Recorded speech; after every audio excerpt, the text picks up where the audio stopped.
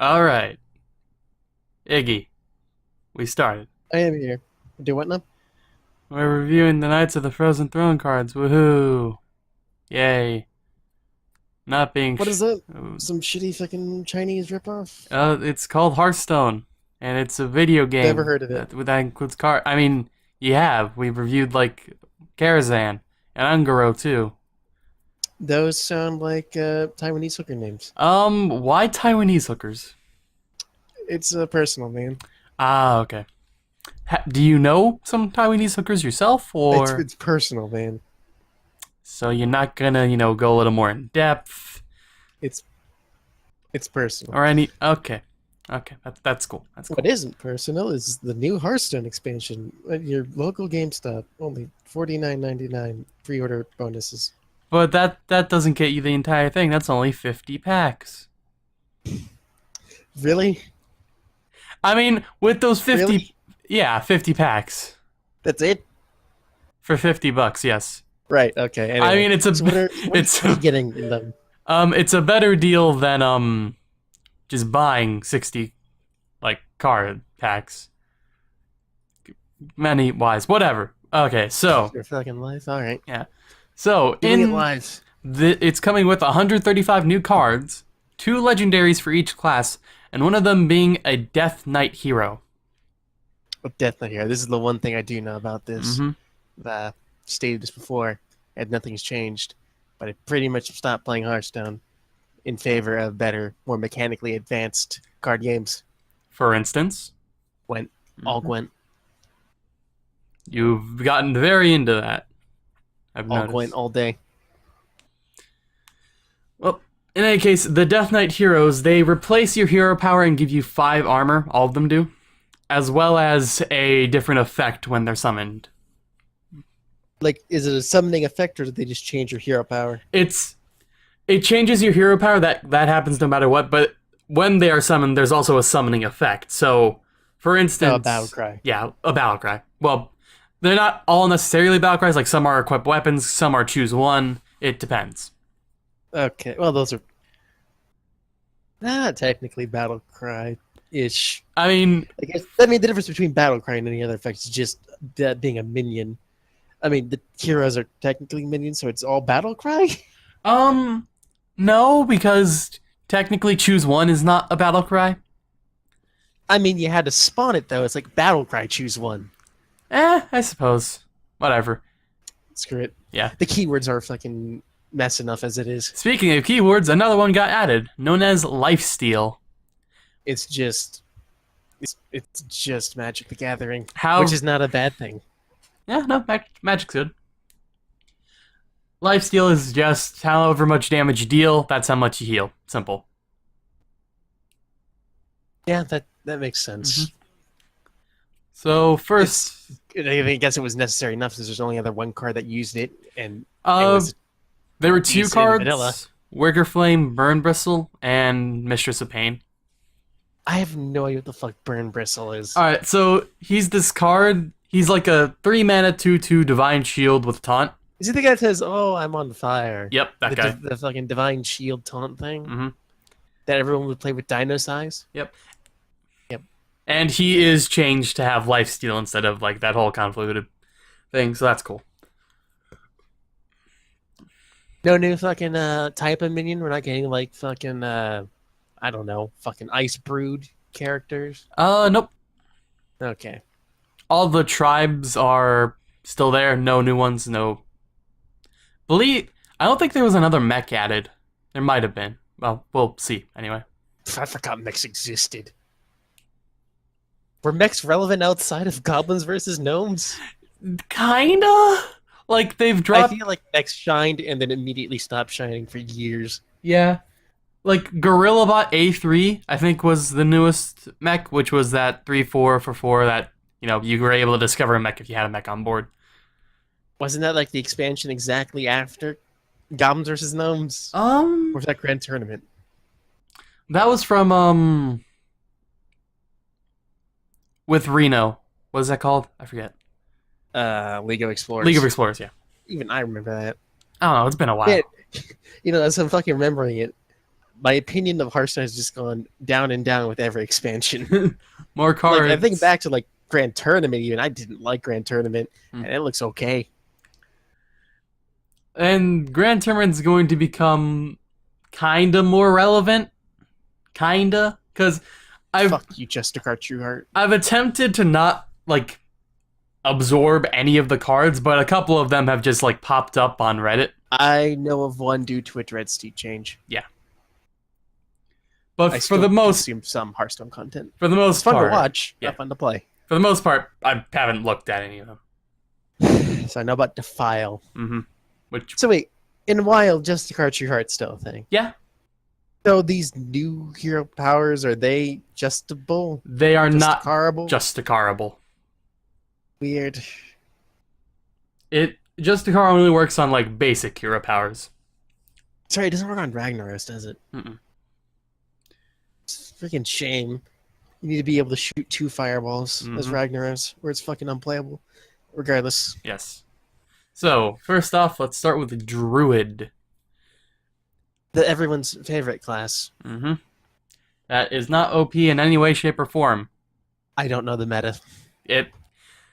It's very oppressive with Token Druid. So Token Druid's this deck where you just get a bunch of tokens out, buff them up, and you kill your opponent.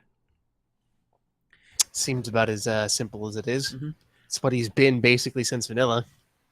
He's seen, like, there was a big Druid at some point, but for the most part, it's been mid-range or small token Druid. And to help... I think the only reason it only ever changed slightly because they fucking nerfed, what was it called, the Wild or whatever the fuck it was? Ancient of... of... Some of the tree. The one that aims some of the tree ants. Force of Nature. That was the thing. summon 2/2 tree ants charge. Soon as that happened, everyone scattered to the wind to find the next thing they could use tokens with. Oh wait, Jade Druid's been a thing too, so that's the pie end of it. Yeah. It wasn't largely in part in the fucking mean streets. Yeah. Gadget set. I didn't get to see all that, and I think I'm glad because what I did see was kind of repulsive. But that's not why we're here. Yeah, it was a little disgusting back then. But anyway, these cards are gonna be somewhat cool, I guess. First off, we have Crypt Lord. It is a 3-mana 1/6 with Taunt. After you summon a minion, gain +1 health. Ain't that just the fucking opposite of the fucking Warlock one that gains damage? Except I think that's a 1/5? That is a 1/5 also? It's a 3-mana 1/5 with no Taunt. But it does gain the attack. Yeah. I'm not sure if this thing would be better without Taunt. I don't know. It's really more or less. I think people would prefer it without Taunt, but that's fine. I mean, it also has like the Taunts... it's fine. It's literally neither here nor there. I mean, it's better in, like, those token decks, because, for one, those token decks... Oh, fuck. Yeah, because you can just summon a bunch of tokens, and then those higher-powered tokens are going to be hidden behind this taunt. It's summon, not play, so yeah, that's fuck off. Yeah, and, people have been using Tar Creeper, which I think is going to be slightly better than Crypt Lord, because Tar Creeper, it gains +2 attack on your opponent's turn. And it still decent card. Still gains all your buffs and whatnot. So I think that Tar Creeper is going to be slightly better than Crypt Lord just because it gains that attack. Though for purely like defending your other token minions, Crypt Lord's going to be better. Yeah, I mean, if you get this off a fucking turtle taunt, you're not going to be too sad about it. The shell turtle thing that gives you yeah, Stonehill Defender. Battle Cry. That thing. Yeah. After that, we got Web Weave. Summon 2 1/2 poisonous spiders. It is a spell for 5 mana. I don't think anyone's gonna. It has some application. You summon 2 things, and if the fucking if they have more fucking things that synergize with just summoning things, I'd say that's maybe passable. But summoning 2 poisonous things and 1/2s, probably not great. As they'll probably be dealt with. I mean, it's better than 1/1s, but still. It does seem very underwhelming. Wouldn't you just play the fucking snail? The fucking taunt snail? Yeah, like the snail has taunt, and that costs 2 mana. Like that seems a lot better. Yeah, no, it probably is. Like, this seems very just underwhelming, mostly. Like, if it was 4 mana, then that would be, like, great. This is like a card, like, if it comes off Yogg Strong, cool. Mhm. If it doesn't, you're not sad. At 5 mana, I think it's just, like, a little too overcosted to actually, be usable. Maybe if you somehow get a charge off a warrior via Lorewalker Chill, this is an okay card. Yeah. But If you otherwise, can consistently get that. Otherwise, no. Otherwise, I mean, you could give them taunt, but I don't think you're gonna run like a Sun Fury, whatever the fuck it was. One of the 2 vanilla cards that can give things taunt. Defender of Argus and Sun Fury Protector is probably the one you're thinking of. Is it Sun Fury Protector? All right, yeah. The 2 mana 2/3 good adjacent minions taunt. Oh, sorry, the thing I was thinking that name of was Shadowstone Cleric. That just gives +1/+1. Shit. Anyway, If you can get a taunt up like Crypt Lord and then summon the spiders, then they're protected, so that's cool. yeah, but it's 5 mana. Yeah. It's 5 mana to summon a possible 2-for-1, and you have to protect them. It's a very unstable 2-for-1, possibly. Mm-hmm. Not worth for 5 mana. If it was 3 mana, hell yeah. I mean, even then, Okay, here's the thing. For Druid, like, this is probably the best class that could have gotten it, because Druid typically hasn't had, like, big card removal. this isn't exactly big card removal either. It's so slow. True, but it's better than, like, another damaging spell. Because, Sling. like, the Yeah. closest Druid has to dealing with big stuff is Naturalize, which you kill a minion, but you also give them 2 cards. Yeah, but that's also fucking guaranteed to kill the minion, assuming nothing else gets in its way. Yeah. Like Spellbender. Plus, it only costs 1 mana. Yeah, no, the biggest problem with this is it costs so damn much to potentially do nothing. Mm-hmm. Like, there's so It's many a mana sink. There's so many AoEs that could just swipe them out. Or like, AoEs, or just maybe other fucking minions will just sacrifice into the 1/2s. yeah, because 2 health's not that much. You have to pass your turn. Mm-hmm. Are the spiders beasts? They should be. Maybe if you somehow get a thing that gives beast charge, but you're not a hunter, so who knows? Ooh, Marker Yasharge. Does anyone run that? Yeah, in Token Druid, because Enchanted Raven's a thing. Which is... Druid's not a thing. It's never been a thing. Just stop trying to make it a thing. It's not going to happen. It'll happen eventually. If you make token beasts. I mean, Enchanted Raven. It's 1 mana 2/2. That's a fairly decent token.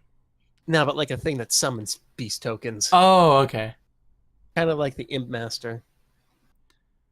Okay, that's what the archetype really needs, but regardless. Mm-hmm. In any case, the next Druid card is... If I could find it up here. If you could find it. Yes. Ah, here it is. The Strong Shell Scavenger. It is a 4 mana 2/3. Battle Cry, give your taunt minions +2/+2. 4 mana, 2/3, taunt minion. It's bolster with a minion. Mm-hmm. Plus, It's bolster. Isn't Blade actually rated, from what I remember, the worst arena card in the game? Yeah, but this has a body attached to it, so it's slightly better. I'm sorry, is Druid turning into Warrior? For taunts, yeah. It seems to be a surprising amount of taunt, being 2. If there's any more, it's basically just becoming Warrior. Mm-hmm.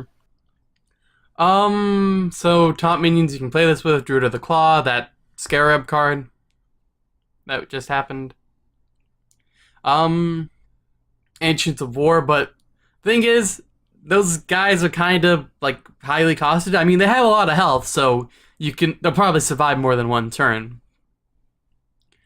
But otherwise, I mean, it's okay. It has a body attached to it, so you can at least still like play it when you don't have any taunts. It's a but pretty understated fucking thing. Like, if they fucking destroy your taunts before you get a full turn full. yeah, if you Like, also it's 4 mana. What taunt minions are you going to get out before turn 4? So that way you can just play this on curve. Like, there's the 3 mana 1/6, which might survive. Like, that's probably... Honestly, that's basically it, but that's like the ideal. Yeah. Like, play that into this and... Make it a fucking 3/8? Well, it would be a 3/9. Mm-hmm. Unless you got silenced, but then it wouldn't have taunt. Like, Convoluted. This can work. It's just that you need... It can, but it feels a lot more like a late game card than a tempo card. If it hits 1 taunt minion, then it's okay. If it hits 2, that's awesome. 3... I mean, you have to look at like basically whatever its affected stats are. You're looking at like a 4 mana 4/5 with taunt. Mm-hmm. That's basically even. Yeah, that's... The taunt's a little extra. That's worth the its taunt would be stats. the only thing that makes that better than fucking broken even.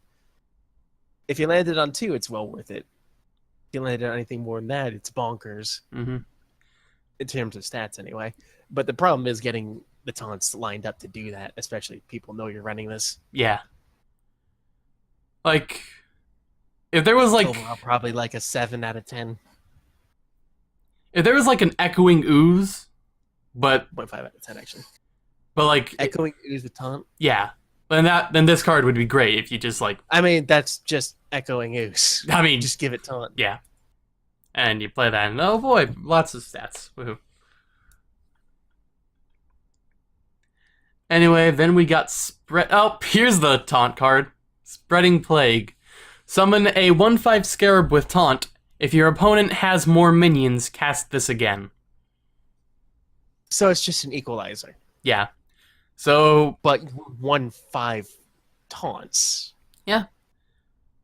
Is how much mana? 5 mana. That's a better 5 mana card. Mm-hmm. It, So let's just say you have fucking no board. You fucking fill it with 1/5s. I mean, actually then play your 4 mana thing because you'll be full, but I mean, that would have to, there's a lot of potential. So how this works is that your opponent has 4 minions, you have no minions, you play this, you get 4 1/5s with taunt. If your opponent has 4 minions... 6 minions. Huh? The idea would be if they have 6 minions, you have no minions. And then you play the 4 mana 2/3 and buff them all up, yeah. Mm-hmm. Now, if you have any minions on your board, that reduces the amount that you get. Because it's only if your opponent has more minions. So let's say that they have 4... I mean, you still are only getting 1/5s. Yeah, they're... Let's see, 1/5s, that's equivalent to like 2 mana. So you need to get at least 3 Scarabs out of this for it to be worth it. I feel like that'll be the norm. Mm-hmm. I feel like this will save you even if it gets 2. Yeah. Last-ditch effort play. That'll probably still end up being good. It's a lot better than Web Weave. Mm-hmm.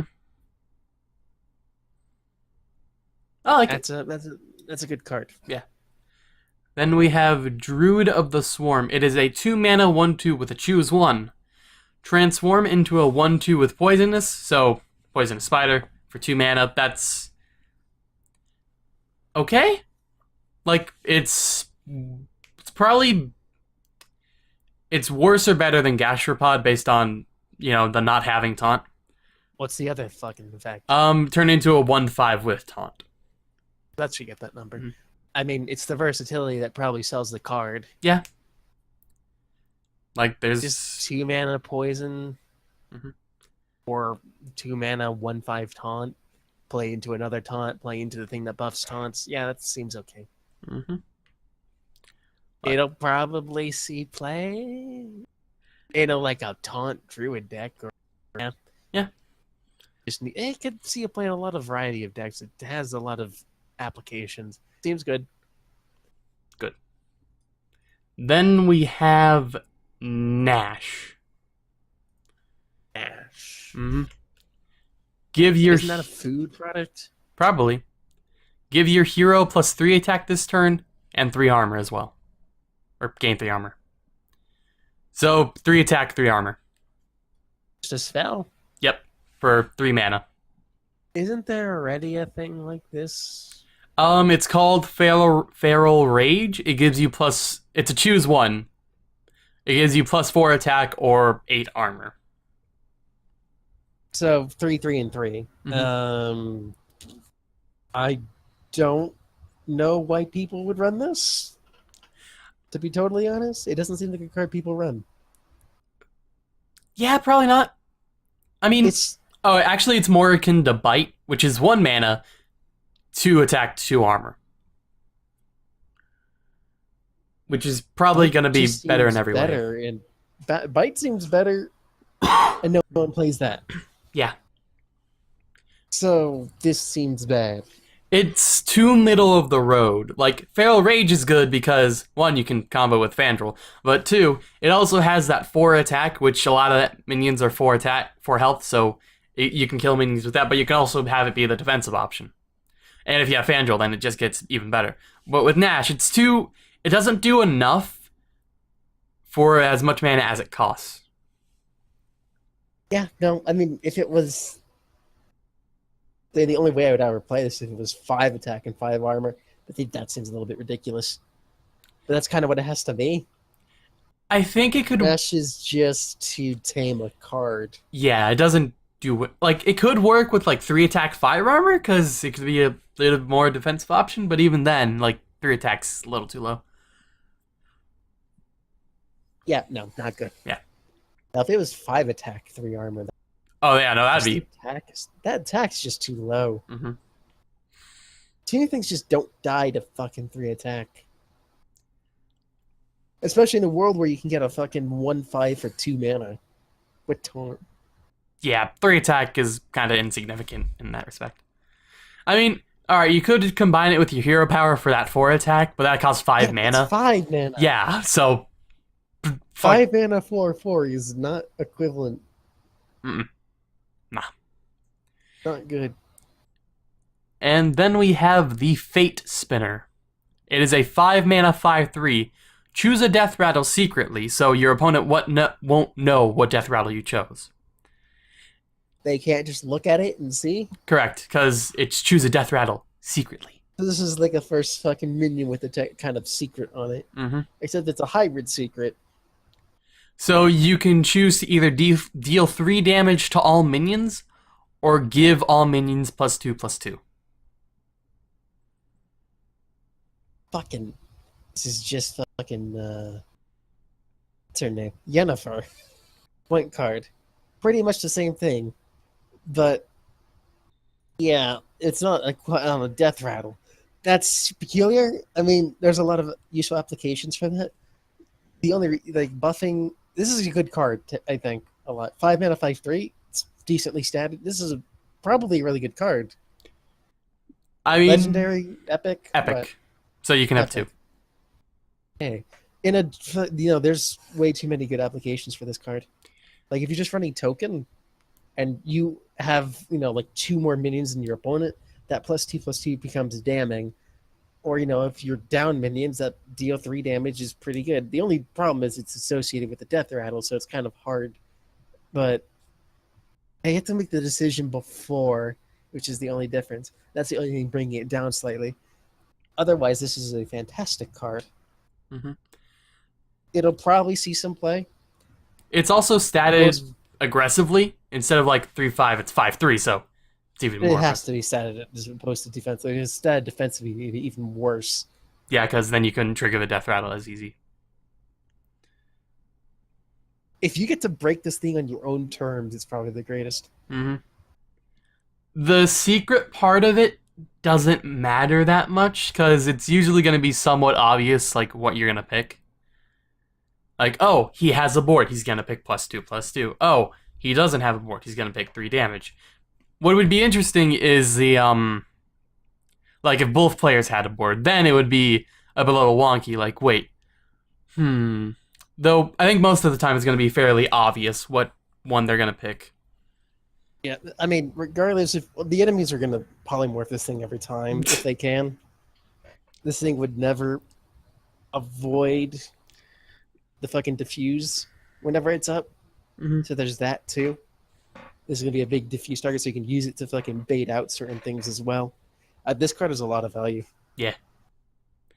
And because it's just kind of a copy paste of a card I know from Gwent. And I've seen its applications in Gwent, and it's worked fucking well in Gwent. All right. Next up, we have a 10 mana epic spell, Ultimate Infestation. Deal 5 damage, draw 5 cards, gain 5 armor, summon a 5/5 ghoul. A lot of 5s. 10 mana, 5 damage, 5 armor? 5 a armor, ghoul? 5 cards, and the ghoul. What the fuck? It has a shit ton of value in it. This is just sprint on crack. Yeah. And people have played So sprint. you have to do it turn 10. Mm-hmm. Get to target something and deal 5 damage? Yep. Draw 5 cards, which is fucking insane. Gain 5 armor, which is negligible, mostly. And summon a 5/5. Yes. That's pretty good. Mm-hmm.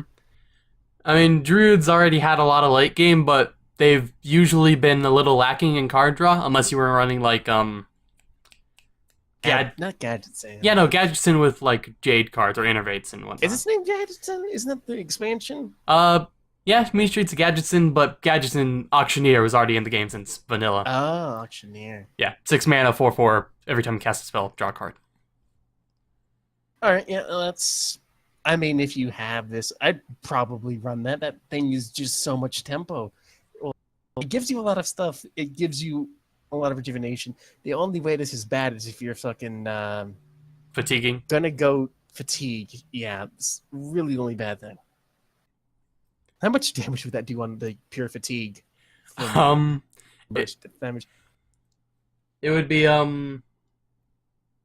Yes. It'd be 5 factorial. So, no, not Yeah. factorial. That's multiplication. That's no. Fuck, you're saying so. Whatever that number It'd is. deal I'm too lazy 15 to do the damage. fucking- Yeah, that could. So it would do 10 damage because you get 5 armor. Oh yeah, yeah. At that point, it's not great. I mean, you could still maybe make the sacrifice, and the 5/5 ghoul is nice. Now, this card, in an ideal situation where you still have enough cards left, is pretty damn impressive. Mm-hmm. Unless the meta super slows down, but super unlikely given the reputation of this game. I mean, even if it does super slow down, it's still a lot of value. So, Yeah, that card is bursting with it. mm-hmm. If it was the other way, it would. I feel like it. Yeah, I don't know. No, I'm probably asking too much. I think maybe 9 mana, but I mean, 9 mana is almost equivalent to 10 mana most of the time. it really just matters like when you do it. You know, because druids can ramp quicker. Yeah, like you could iterate this out pretty easy, and then that's a huge tempo play. I feel like people are gonna be like, whatever. It seems good. It's gonna see its fair share of play, if not, Yogg-Saron or something. Yeah. And then we have the legendary minion, Hadron Ox. 9 mana, 3/7, Death Rattle, summon your taunt minions that died this game. So there's the fucking tying in legendary to the new fucking thing. Mm-hmm. So taunt really is their thing. Summon all your taunt minions that died this game. So it's fucking Nazoth, but for taunts. Yep. However, it is a Death Rattle, not a Battle Cry. Oh, it's Death Rattle. That's superiorly worse. Uh-huh. Not how much mana? 9. 9 mana. Not great. Like, this is really not great. Does it have taunt itself? It does not have taunt itself. This thing is shit. Yeah. It also has 7 health, so you can't kill it very easily. I mean, I wouldn't reverse the stats, but that's too much. I'd probably equalize the stats, at least by 1. Make it a 4/6 at the very least. Just like it's also Shadow Word Paintable, and then they could just Dragonfire. I mean, yeah. It's not great. No. Taunt minions aren't built to be strong. They're built to be annoying. Yeah. The problem is late game, you can get across that annoying a lot better. At turn 9, or even if you just ramp up and get this thing out, I mean, you still have to play the taunts. This is probably only going to be played late game. If it's played before that, it's shit anyway.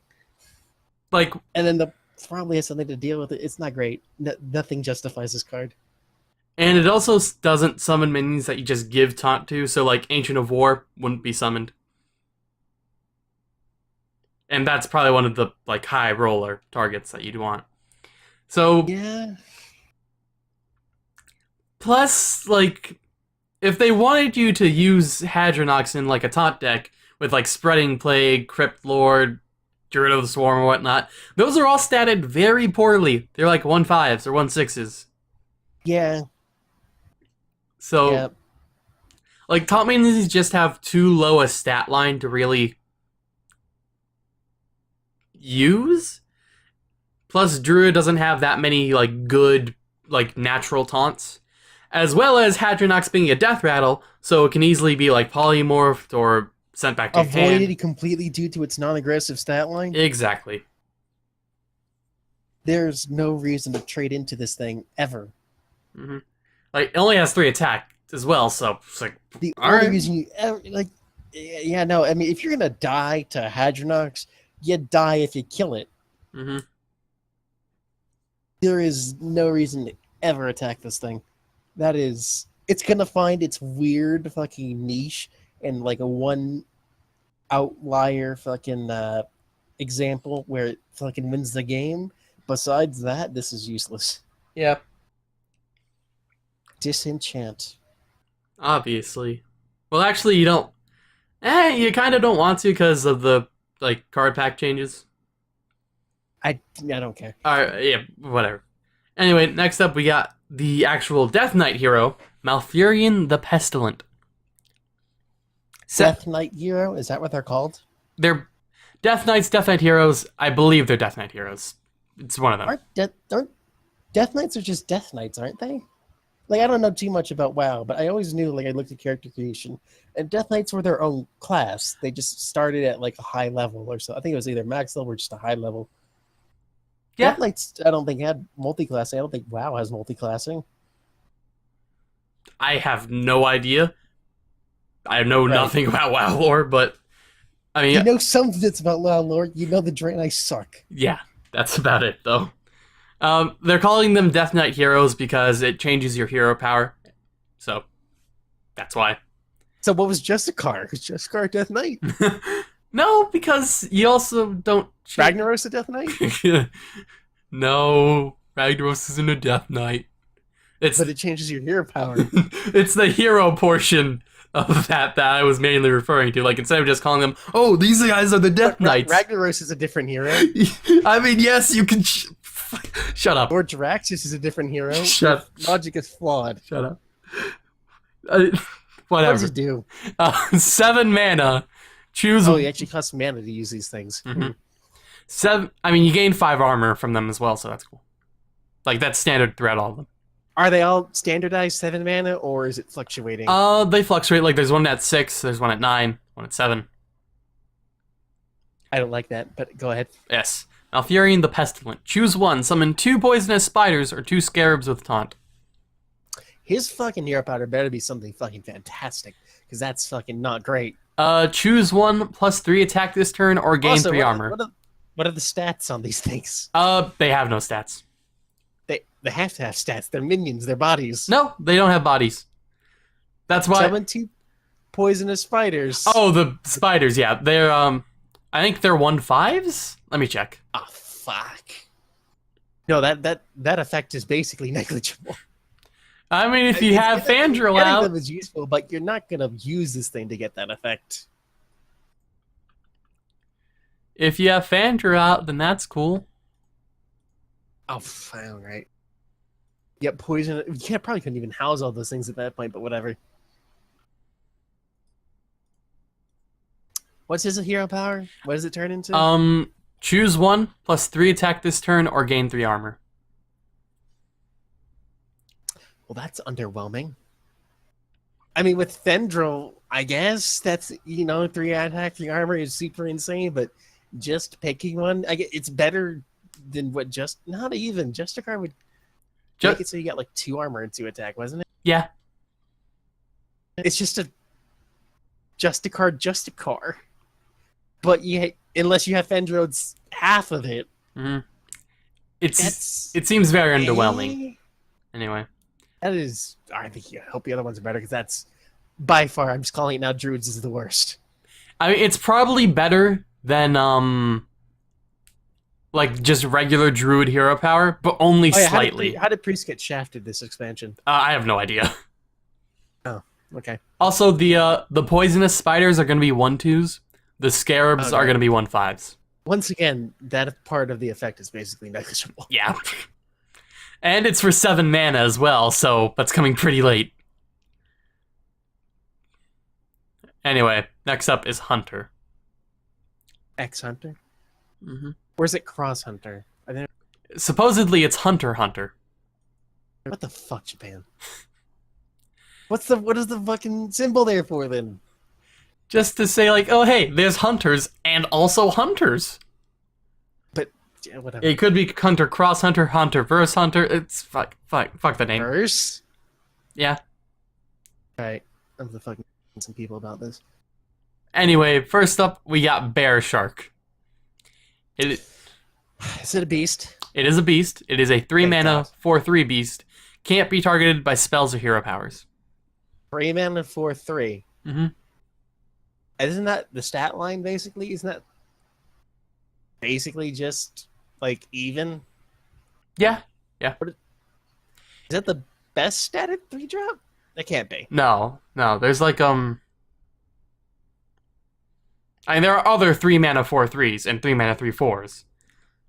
I believe That's a fairly good stat line, and can't be targeted by spells or hero powers is my favorite fucking effect across the entire game. Simply because everyone runs so many fucking spells and hero powers and bullshits. Yeah. So I like this card already. It's basically Fairy Dragon on like an extra mana, which makes it a hell of a lot better. And it's a beast, and you can still target it with those effects. Well, not spells, but like I mean, there aren't really any minions. beast spells that buff your beasts. Whatever minions buff beasts. Yeah, those are, and there's a lot of them for Hunter. Like, you play a Bear Shark into, what's it called? The 4 mana 4/3. Stable Master? No, not Stable Master. That's 4/2 immune. That's bad most of the time. I mean, you didn't have a fucking 4/3 Wrecking Ball that can't be hurt. It's okay. I mean, it can run with Tundra Rhino, I guess, as everything can. Mm-hmm. I don't know. Whatever fucking synergizes with these. Zubot? Zubot? Technically, yes. Though that's understated in itself. Houndmaster, that's what it's called. Yeah, Bear Shark and Houndmaster. That thing. The better one. Yeah. Or like Crackling Razor Maw, which lets it adapt. Like, oh, right, that thing. Like, that Bear Shark pure, like, can't be targeted by spells or hero powers, doesn't affect it for, like, beast synergies at all, which is good. Alright, so that's good. What's next? The Stitched Tracker. It is a 3 mana 2/2. Discover a copy of a minion in your deck. So discovery means you get to pick. Mm-hmm. You copy basically 3 minions, you pick one. That could be exploited for some good things. Mm-hmm. Like, you could get multiples of a minion and then, you know, for combo purposes, anyway. As well as just general usability, because... Ysera's... Mm-hmm. I mean, a radical example. Yeah. Like, Ysera. In a more control-y style or mid-range deck, then Stitch Tracker works quite well. Because you could get an extra high main, you could get an extra whatever druid minion, or hunter minion. This will probably just be a staple of control. Mm-hmm. Or even in mid-range. Like, really only the aggressive decks won't run it. Yeah, that makes sense. Yeah.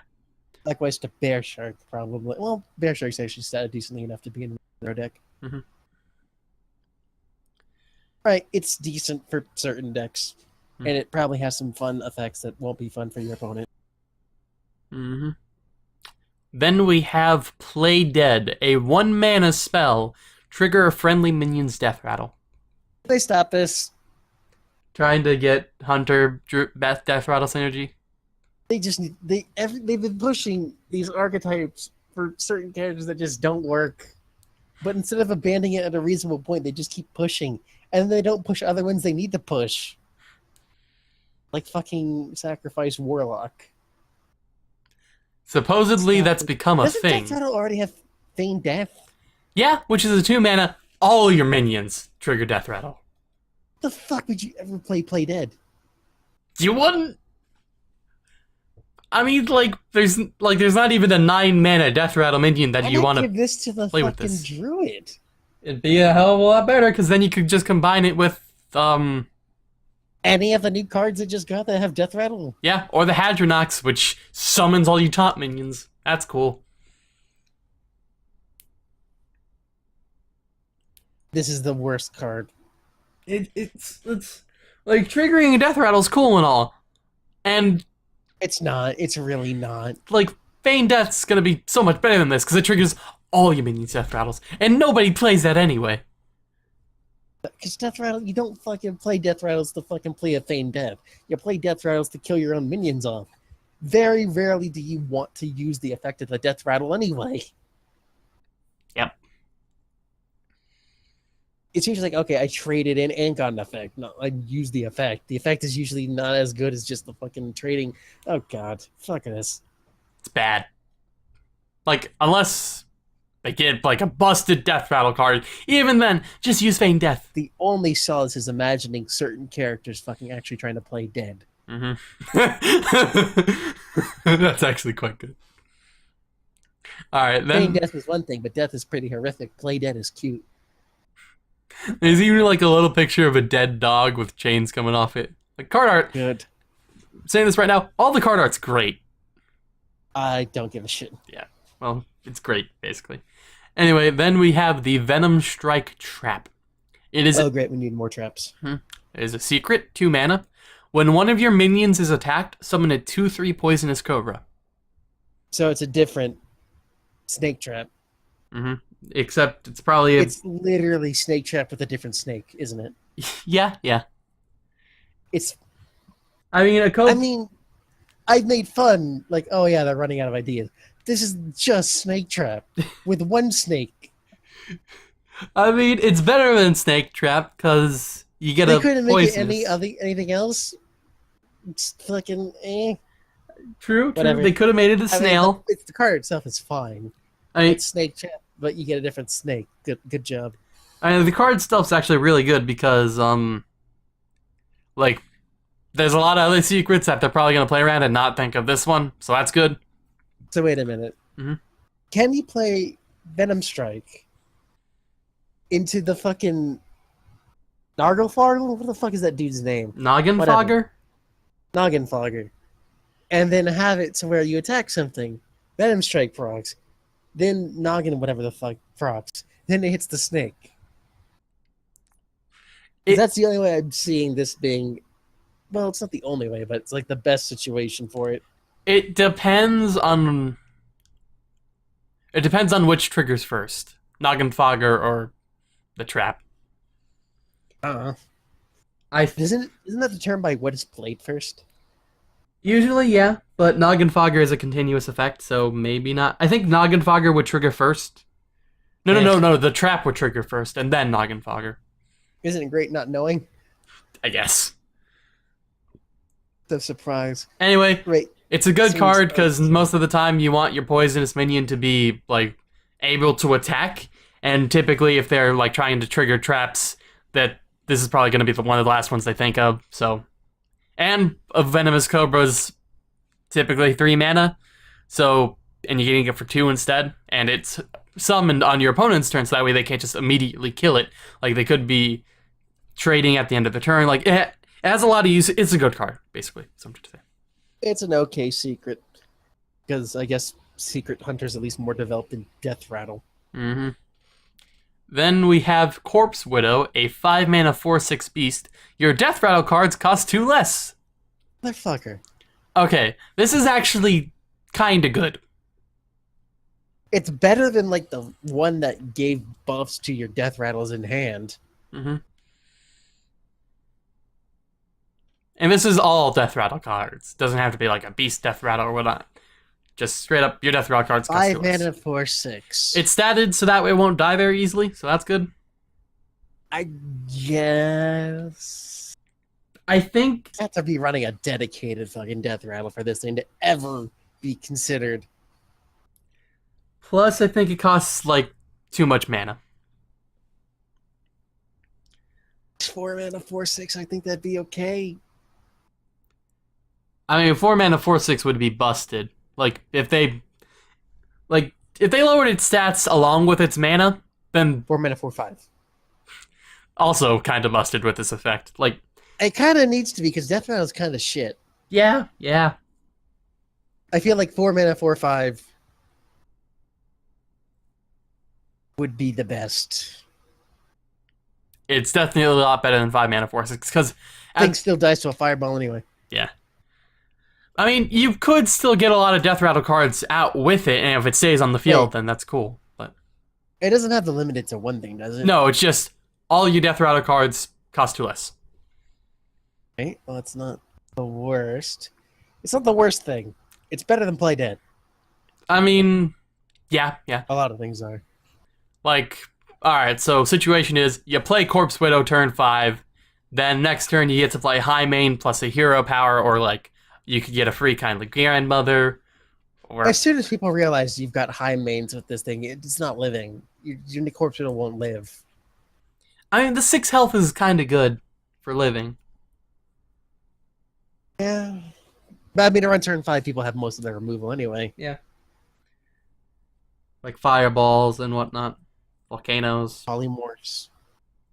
People run Volcano. Yeah, Volcano is actually kind of good. I thought it was so counterproductive, but whatever. I mean, like, it's 15 free damage, basically. I mean, Like everything. yeah, but if you don't have a board, I mean, you have to not have a board. I mean, at that point, you're like pretty fucked anyway. Whatever. yeah. Anyway, Corpse, like, costs too much. Maybe. I don't know. It could actually, know. It could actually be good. It's not the worst. I mean, if you're gonna run Death Rattle, you're running this thing anyway. Mm-hmm. Like, this is going to be entirely based... The power of this card is going to be based on the Death Rattle cards that you can play in Hunter, which they are kind of good, the Death Rattle cards in Hunter. Like, High Mains and kind of the Grandmothers. Literally just High Main. If you get this thing off and get a discount on High Main, it's paid for itself. Yeah, like, and more. That's basically it. If it fucking works with High Main or anything, really, that's over fucking costed because it has Death Rattle, it's already done its job. I can kind of see that's why it's got its number and stats and all that. Mm-hmm. If you're gonna play Death Rattle, you're playing this anyway. That's basically it. Yeah. And it's It'll be a clunky fucking turn, but it'll happen. Yeah. Then we have the Exploding Bloat Bat, 4 mana 2/1 beast, deal 2 damage to all enemy minions as a Death Rattle. They're pushing Death Rattle this time, aren't they? Yep, seems like it. 4 mana, 2/1. Awful. Death Rattle, deal 2 damage, probably doesn't save it. 2 mana, 2/1, deal 2 damage. Pretty good. But hey, you could combine it with Play Dead, and it's basically a War's Consecration. Well, It's 5 mana consecration. I mean, you could also have it trigger again when the Bloat Bat dies, but... By that point, they've lost some things, though, Yeah. probably, anyway. Like, They'll play around it, but, you know... Maybe if you have double Play Dead, but you wasted 3 cards on a dumbass combo. like, Explosive Trap's just better, right? Yeah, secrets are a lot harder to get around than a minion. Mm-hmm. Like, nobody runs Flare. Or Eater of Secrets. I mean, Unless it's Arena, in which case you run like 5 of them. Eater of Secrets has seen more play recently because of, like, Control Mages being really good. So, that just makes this deck worse. I really hate how there's just such a specific card for a specific mechanic that only a limited number of classes can actually play. It makes it so bad. Just introduce fucking global secrets or fucking class-specific secrets for everybody. It'd be cool. It'd be balanced. You're not Corpse Eater. Fucking Eater of Secrets is just fucking kind of underwhelming to play. Unless your opponent has a secret, that's... But yeah, this is a strange card. Overstated, no doubt. I mean, oh, not overstated. Overstated in the mana department. Yeah. Yeah, overcosted. 2/1's too much. It needs to be a fucking 1/0. just instant. Oh hey, consecration. Yeah. Actually, it doesn't I even play- hit your opponent's face, so it's worse than a consecration. Oh, great. Lovely. It's not that I good. mean, yeah, whatever. Technically speaking, the enemy leaders are minions, but who's to count? Not the game, apparently.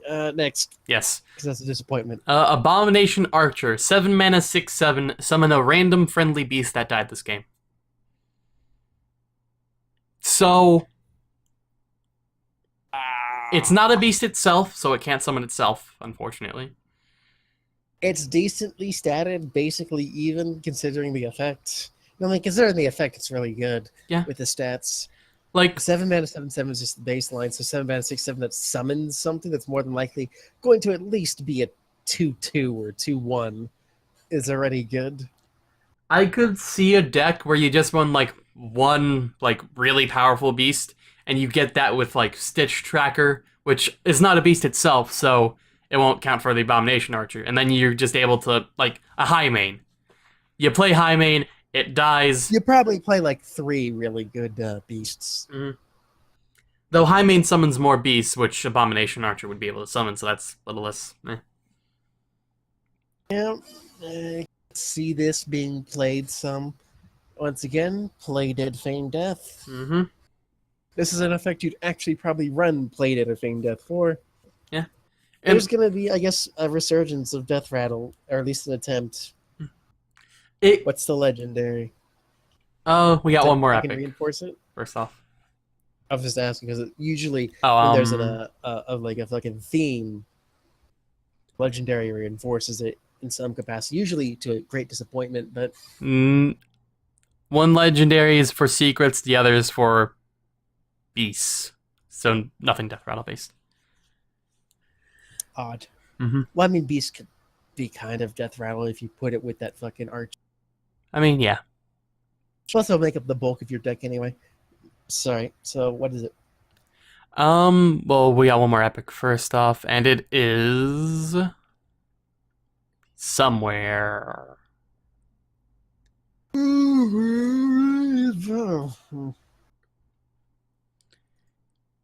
Alright.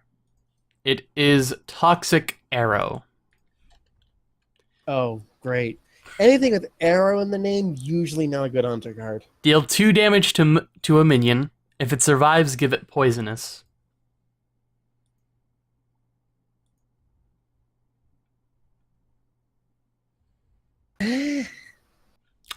I don't know, to be honest. Why not just give a friendly minion? I get it. The idea is, you just kill something that has 2 health or less, or, you just give it to one of your minions that will survive it and then use that to kill it.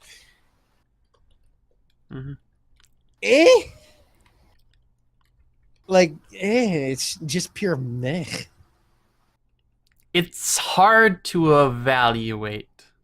Well, it isn't. You're either doing 2 damage to an enemy or you're running 2 for 1. It's really shit. I mean, unless you're talking about, not even the hyenas wouldn't survive it. Unless you're talking something that spawned off of something. but even that will then, survive yourself giving it this toxic arrow, and then running it into something that's like a 7 mana set, like the fucking golem thing. It's not good. but even then, you would want, all right, for the poisonous effect, you want to use it on small minions, so that way they can just get a lot of value out of them. But small minion, Hunter doesn't have very many minions that can survive 2 damage that you would want to give poisonous to, because you don't want to get Hunter's minions are usually high attack, low health, so that lowers this thing's ability to do anything. And I mean, it can work on enemy minions, so that's cool, I guess. But most of the time, it's not going to work that well. You can give a fucking enemy minion poisonous, because why not? Yeah, the 2 damage is. It's either trading 1 for 1, which isn't great, or it's trading 2 for 1, which is even worse. The 2 damage actually hurts it more than helps it. If it was 1 damage, then that'd be great. If it was 0 damage, then that'd be even better, because... No, that'd be actually super worse, because you're just guaranteeing a fucking 1 for 1. This thing is a guaranteed 1 for 1 or 2 for 1. Either case is not exceptional in today. It just bad. It's bad because it's so fucking narrow-minded of a card. It needs to fucking trade like 2 for 1. For like, you need to use this one card to kill 2 of your enemy's things.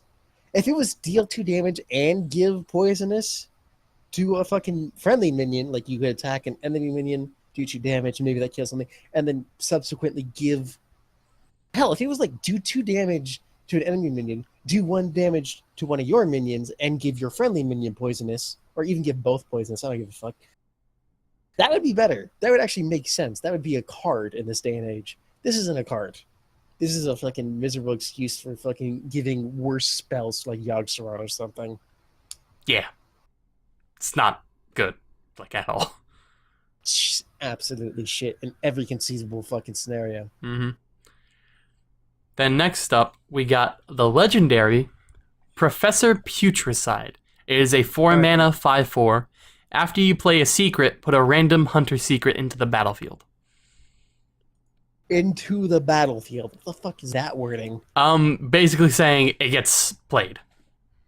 Like, you don't have to... Why just like play a random fucking secret then? I don't know. All right. That sounds like you can go to your enemy. Yeah, no, it does, actually. Because it doesn't specify. I mean, you would assume that just gives you it, but yeah. Anyway, it's like, What? Can it? it can't actually give your opponent a secret, no. That is the strangest wording I've seen on a legendary. It's weird. That is the most ambiguous thing. Basically, you play a secret, you get a random secret from Hunter. Great. So basically, it's just something worse to get off fucking Prince Malchazar. Awesome. Or Golden Monkey. Or Palatrus, though that's wild now. Yeah. Basically, if you're not a Hunter and you get this card, you're fucked. Unless you happen to be one of the other like 3 classes that play secrets. If you're a How many Hunter classes play and you secrets? use this, 3. Right. Yeah. Why is it only 3? I don't know. Anyway, if you are Hunter and you use this card, still not that good. It's 4 mana. So I give that, at least it's not like a 6 mana 5/4. It was 6. 4 mana 5/4 is decent stats. Mm-hmm. Couple that with like the fucking thing that lets you play secrets for free. Wait. That is Cloaked Huntress. 3 mana, Wait, 3/4. What?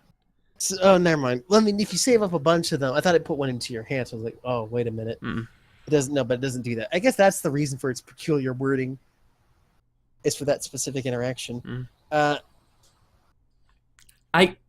Say if it just said play a random fucking secret. Jesus Christ. Cloaked Huntress, Eagle Hornbow, this thing. That's about it. I mean, you have to be really dedicated to Secret Hunter, and Secret Hunter is not good. Yeah, most of the time, Hunters usually run like maybe a freezing trap or 2, and then an explosive trap. But most of the time, you're not running many secrets, so... Unless you're dedicated to it, but it's not like you can get much off of a Secret Keeper. Yeah, it's... Secrets aren't powerful enough itself to bring in Professor Putricide. If secrets were powerful enough by themselves where you didn't even need Professor Putricide, then Putricide just makes it even better. But the Hunter secrets... We need, like, Hunter, like, every secret class needs a fucking... a variant of the, Wizard, Mage, whatever the fuck it is. They have a fucking elemental construct thing. It's just when at the end of the turn, you get fucking stats for if you have a fucking thing up. Ethereal Alchemist. Every class needs a variant of that. I think Hunter needs a variant where it's like, whenever a secret is played, gain stats. You need that, and you need like 2 of them in the deck, and then you can maybe run this. I mean, it's already a 1 mana, 1/2 Secret Keeper. Yeah, but you need a bigger one, and like Hunter specific. Yeah. And then like Paladin needs its own thing. Because secrets are just too underwhelming. Not enough synergy. Mm-hmm. Like, when you could easily get a bunch of them out with, like, Mysterious Challenger, like, that was pretty good, because you could just curve out, play that on 6, and you get a huge power spike. But there aren't really... That doesn't really happen for Hunter, because they don't really have enough secret synergy. Yeah, no, it's not good. How much mana are their secrets? Is it 2 mana? It's 2 mana.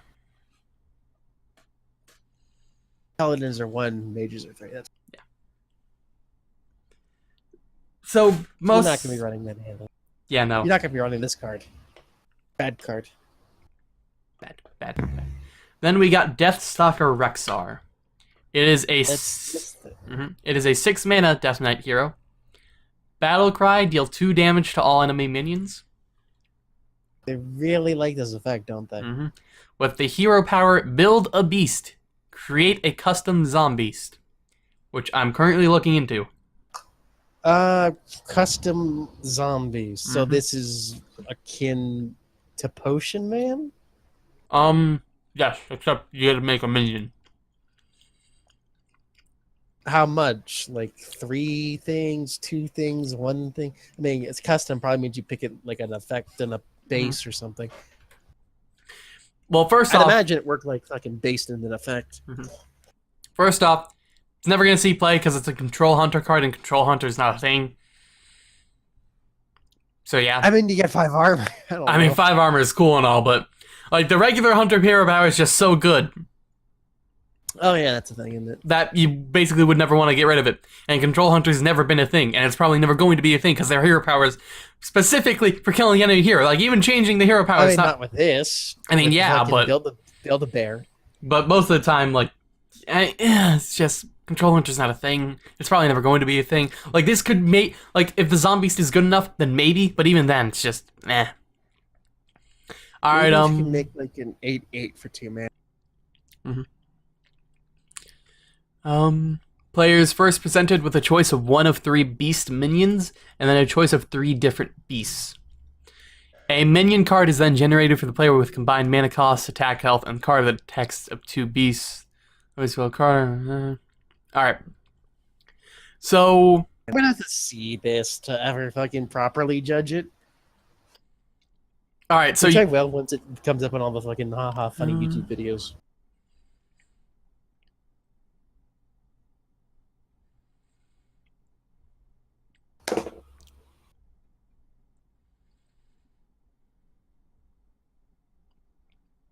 Okay, so how it works is that you pick 2 beasts. The first one will have no card text. It'll be purely for stats. The second one will have card text of some sort, so a battle cry, or an enrage, or a death rattle, something like that. And it's based on the minions that are currently in the game. And you will never be offered a beast that costs more than 5 mana. So no high mains. No high main. So, I mean, you could get a fucking... I don't know. It just doesn't seem...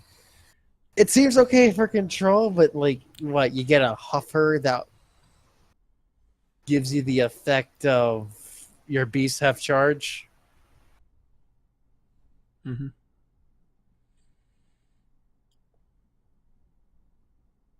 Doesn't seem too out of this world. Better than Druid.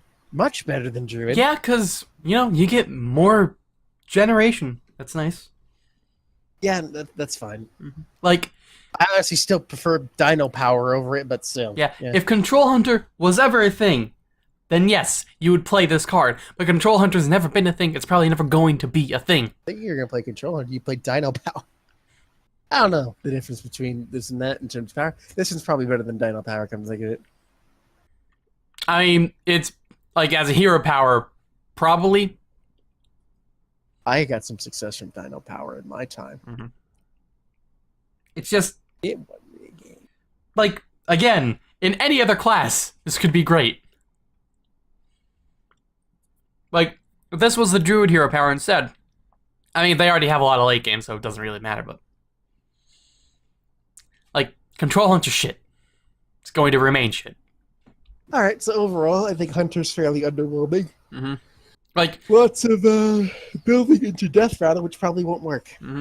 if the Death Rattle works, then that's going to be what Hunters are going to be. Otherwise, they're just going to kind of be left to the dust again. Yep, Hunter's probably the dead class again. So Anyway, over to Mage. everyone's fucking favorite arena. Currently, the best class in Constructed. Oh, and Constructed too now? Okay.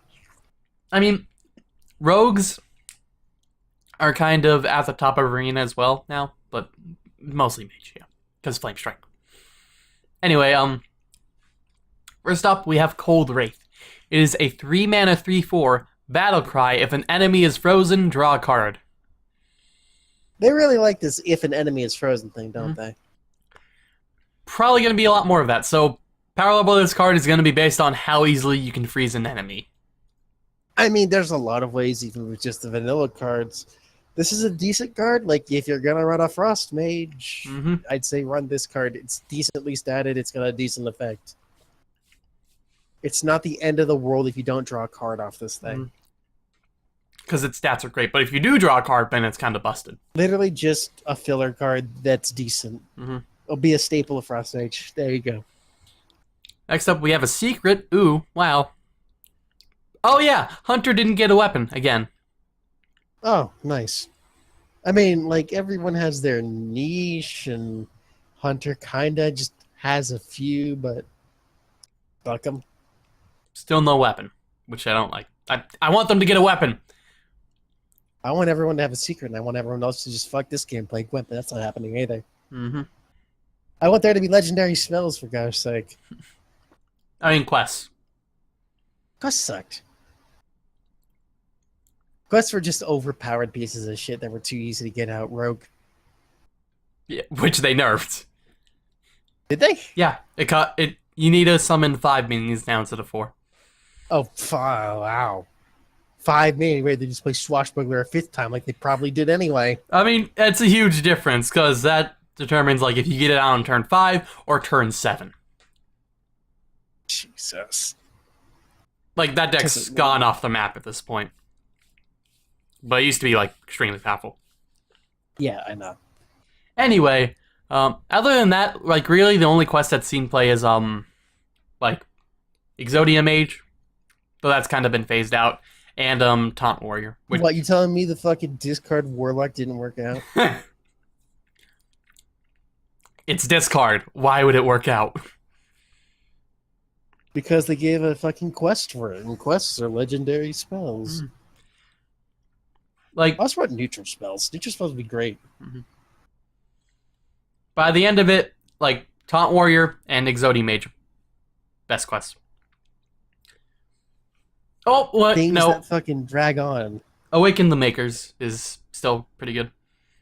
Because you just fucking play, I don't remember what it was. Death Rattle, which is already good for Priest anyway. Yeah. And then you get fucking a free Reno Jackson that does more than Reno Jackson. Couldn't imagine why. With It's higher also stats, statted, too. You got Taunt. Can't imagine why that one worked out. Yeah. Druid, who the fuck cares? Hunter, seemed promising, but then you just didn't draw the cards that draw you cards. And so it sucked. I had a lot of success with that card. In the first days that expansion came out, anyway. What were the other ones? Regardless, Oh, there was Kaleidosaur. there was the Murloc one. I never saw anyone play the Murloc one.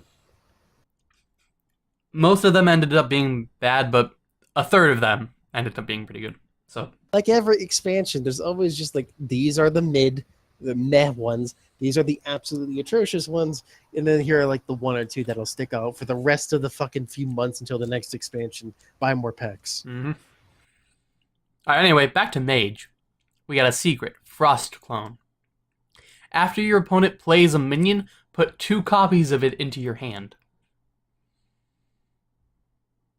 Did we need that? Did we really need a better fucking... What is it? Hall of Mirrors? Not Hall of Mirrors. A better fucking Mirror one Entity? secret that's... Yeah, Mirror Entity. That's just a better one. That means you get fucking the battle cries that you didn't get off otherwise. This is just 3 mana? Yeah. Fuck you. So, Control Mage, you played in the late game, they summoned a Tyrion, you now have 2 Tyrions. Fuck off. Why? Oh yeah, Every other card better be pretty shit from now on, or this is just stupid. I mean, it's probably going to be mostly freeze effect, so, yeah. Oh, fuck off. Anyway, oh yeah, a reason that they didn't make the Death Knight heroes minions instead, like Battlecry, destroy your hero, or whatnot, is one, that would kind of go into Jaraxxus's territory, which is This already does anyway. Yeah. I mean, though it doesn't reset your HP, from what I understand. Yep. That's about it.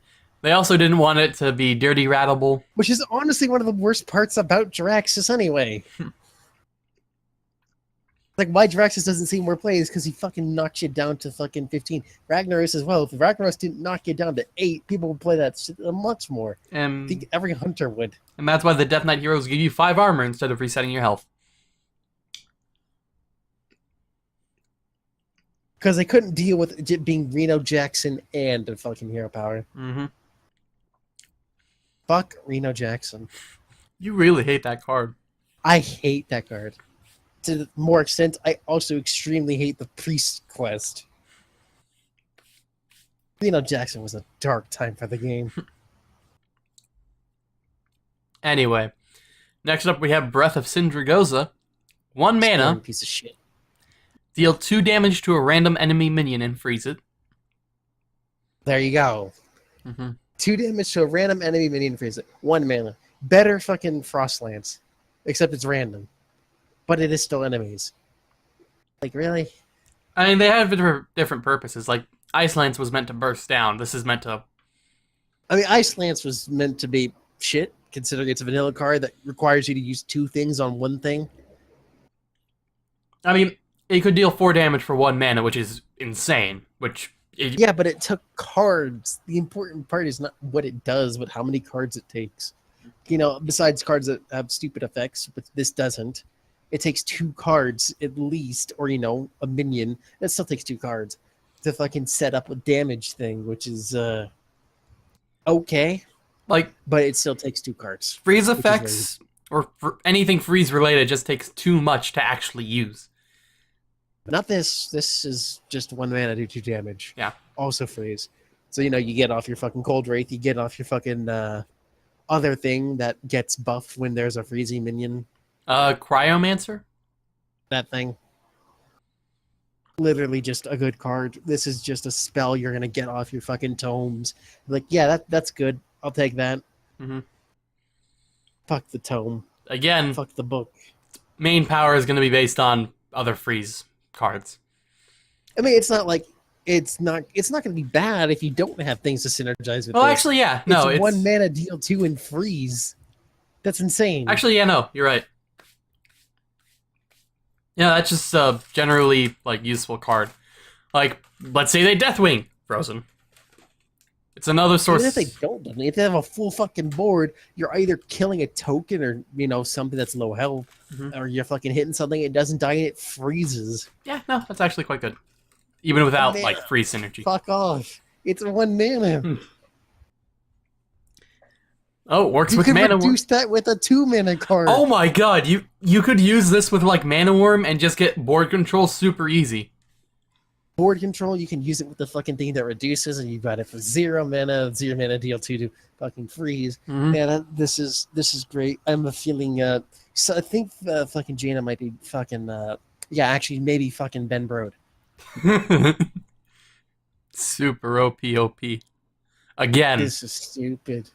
This is stupid. Like, Tempo Mage gets a boost, Freeze Mage gets a boost, Control Mage gets We're a boost. 3 cards in, and this is stupid. Oh, let's get to the 4th card.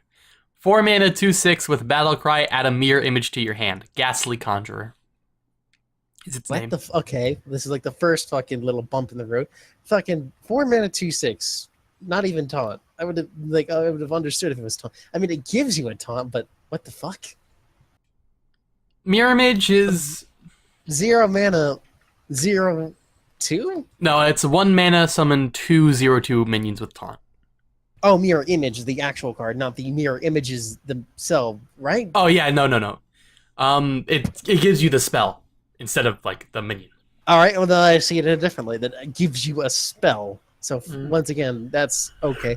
It is a 4 mana. I see picking this up in Arena and basically nothing else. Not that useful and constructed. No, not at all, actually. I mean, if you want the maximum number of spells and per card, this is fine. But unless you're not doing some weird Yogg-Saron thingy, this is an Arena card. This is a really good Arena card. Like, it's statted okayly, and the mirror image is just a bonus. Yep.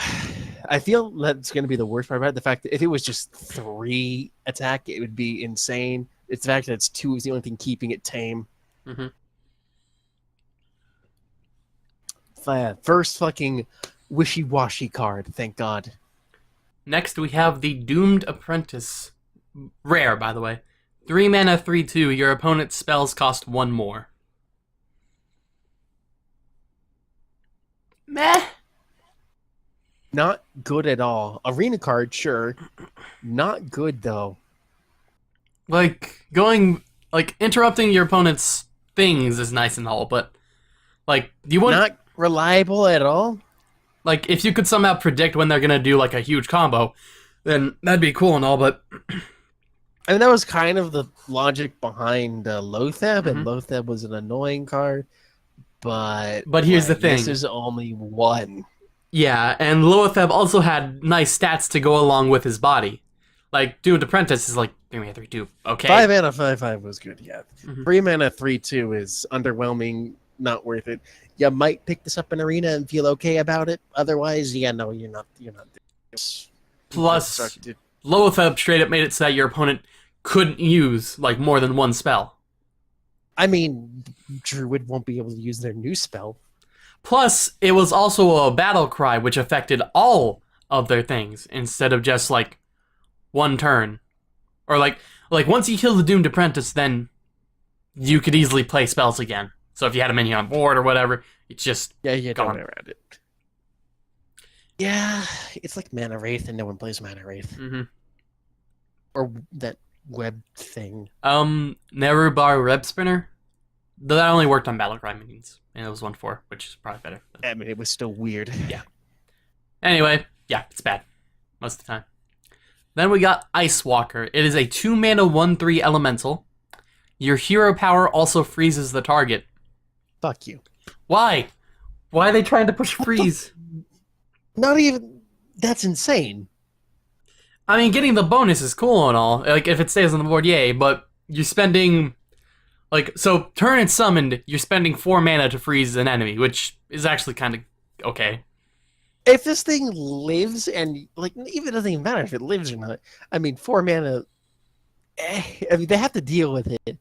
But freeze is just such a monumental, or like a monstrous fucking effect in this game. Where, you know, doing stuff is kind of the best thing to do. When you're not allowed to do things, it kind of fucks with you a lot.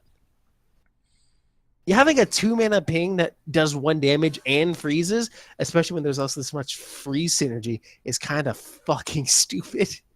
Okay, yep, I can see that now.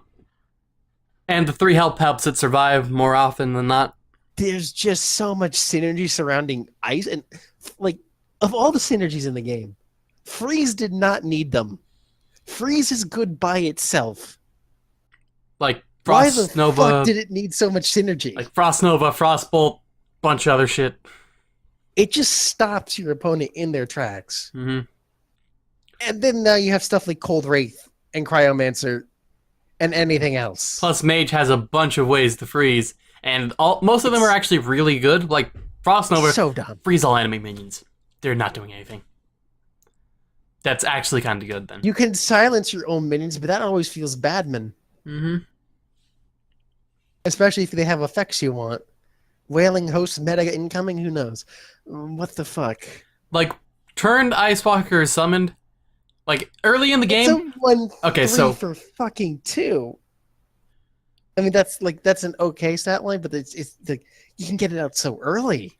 I mean, you don't want to get it out early, though, because you want to be spending your mana on other things. Yeah, you can. Like, this would kill, like, a lot of aggro, though. Like, you know, Druid ramps up, summons something big.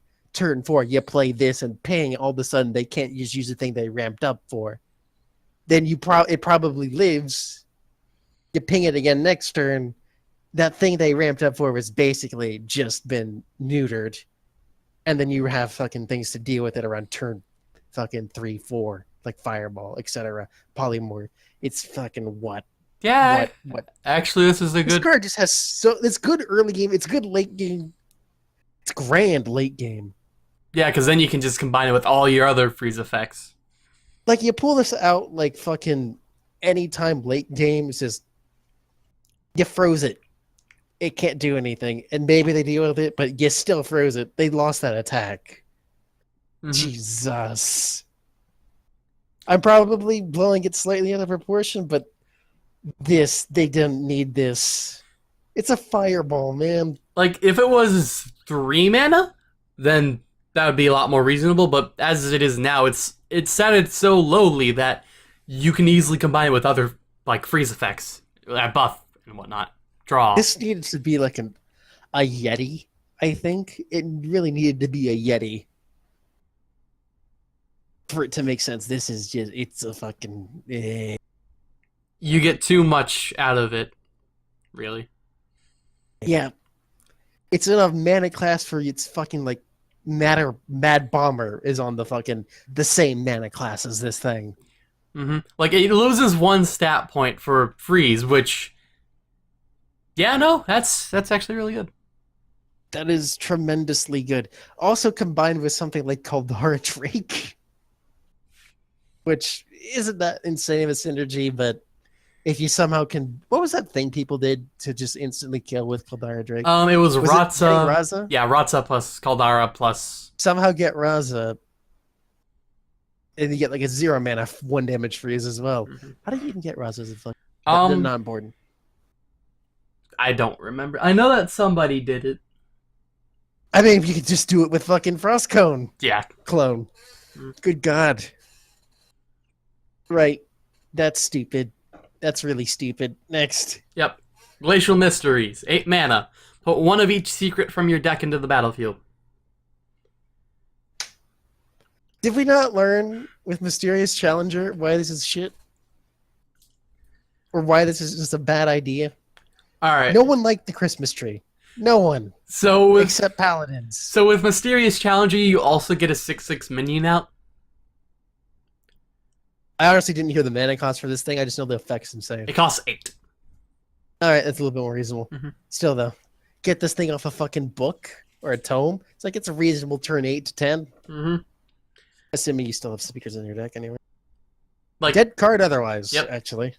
If you get it, it thins your deck. You get secrets on the board, like Ice Barrier, Ice Block, Frost Clone. Like, all the mage secrets are really awesome. You can... Like, there's a lot of secret synergy now. Though... I feel this is very tame, actually. This is okay. 7 mana would have been a little bit more concerning. 6 is stupid. 8's probably a sweet spot. Yeah, no, this card's balanced. Which means it's bad. Yeah.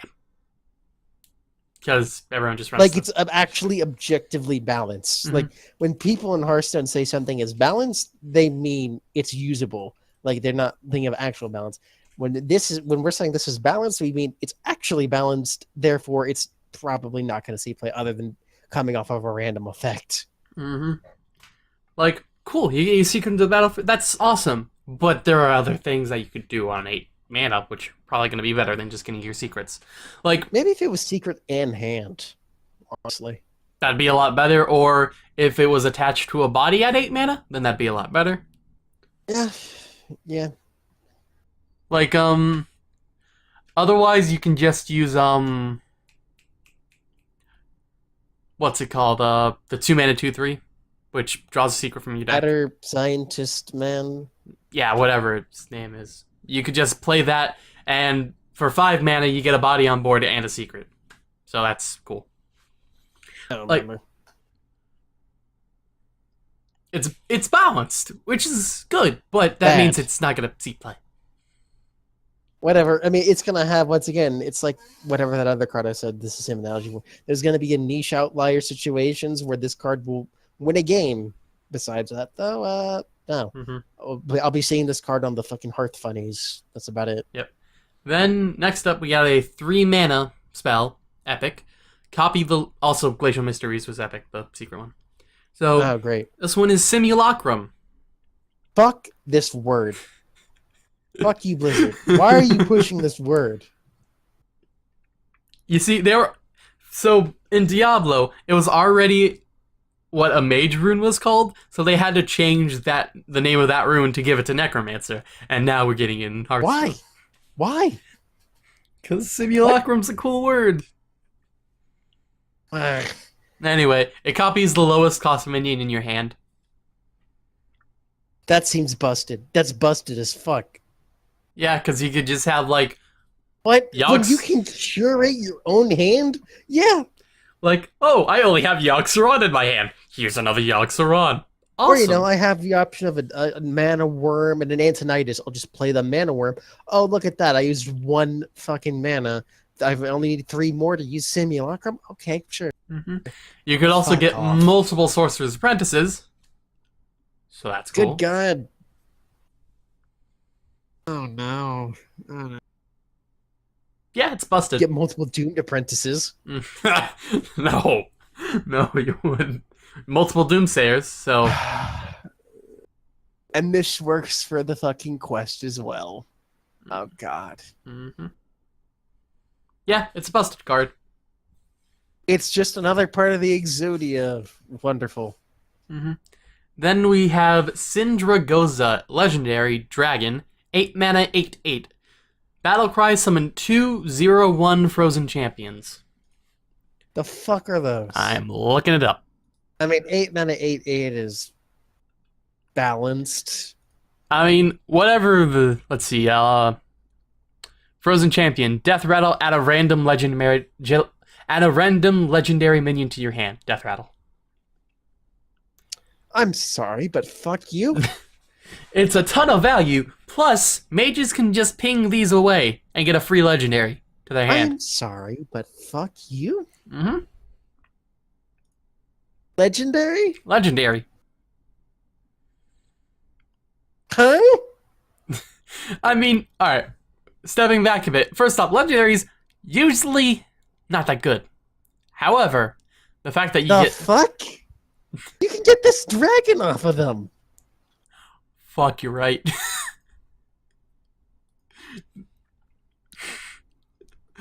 Wait, does that also include like the legendary class card, like the Death Knight? No, those are not counted as minions. They're counted as Death Knight heroes. Yeah, whatever. So this is stupid. That's dumb. Like, I get it. It's RNG. Haha, more RNG. Because Hearthstone is all about that these days. But fuck, really? you get an awesome that body. generates 2 bodies at the very least. Even if it gives you Millhouse, it generates 2 bodies. And Syndragoza itself summons 2 of these fuckers. 2 of them. So your opponent board clears. You get 2 legendary minions to your hand. They you can easily ping these guys because they only have 1 health. You got Hogger and another fucking dragon. More bodies. It's a ton of value. Like, it's stupid. Why? I mean, like, will it see play? Probably not at the highest levels, but like anything else, especially Arena, this is stupid. It's pretty good. It has a ton of value. Like, I was joking, but do they actually have a bias for Mage? Hang on. Like, there's no way. They cannot be this inept. Inept? Whatever. They can't be this fucking blind and deaf and everything else all together. So, the Death Knight... one of their classes. The Death Knight hero. It costs 9 mana. I don't want to know, man. So, the battle cry is summon a 3/6 water elemental. Isn't that just the basic water elemental they're already stated? It's the 4 mana 3/6 that freezes an enemy when... Yeah, 3/6. Yeah. So, okay. So, basically, just knock 5 mana off this thing, basically, in terms of value. 4 mana, but whatever. And your elementals have lifesteal for the rest of the game. Fuck off. So that gives them a ton of survivability. Wait. What are considered elementals in this? So the Ice Walker is an elemental. The water elementals are elementals. Water elemental, ice elemental, any other elemental from Ungaro. Yep. Any elementals from before this Ungaro. Is strange, actually. What's hero power? So, deal 1 damage. Decent. If this kills a minion, summon a water elemental. Fuck you. Fuck. I did. So most of the time, your ping is going to be used to kill. Also freeze.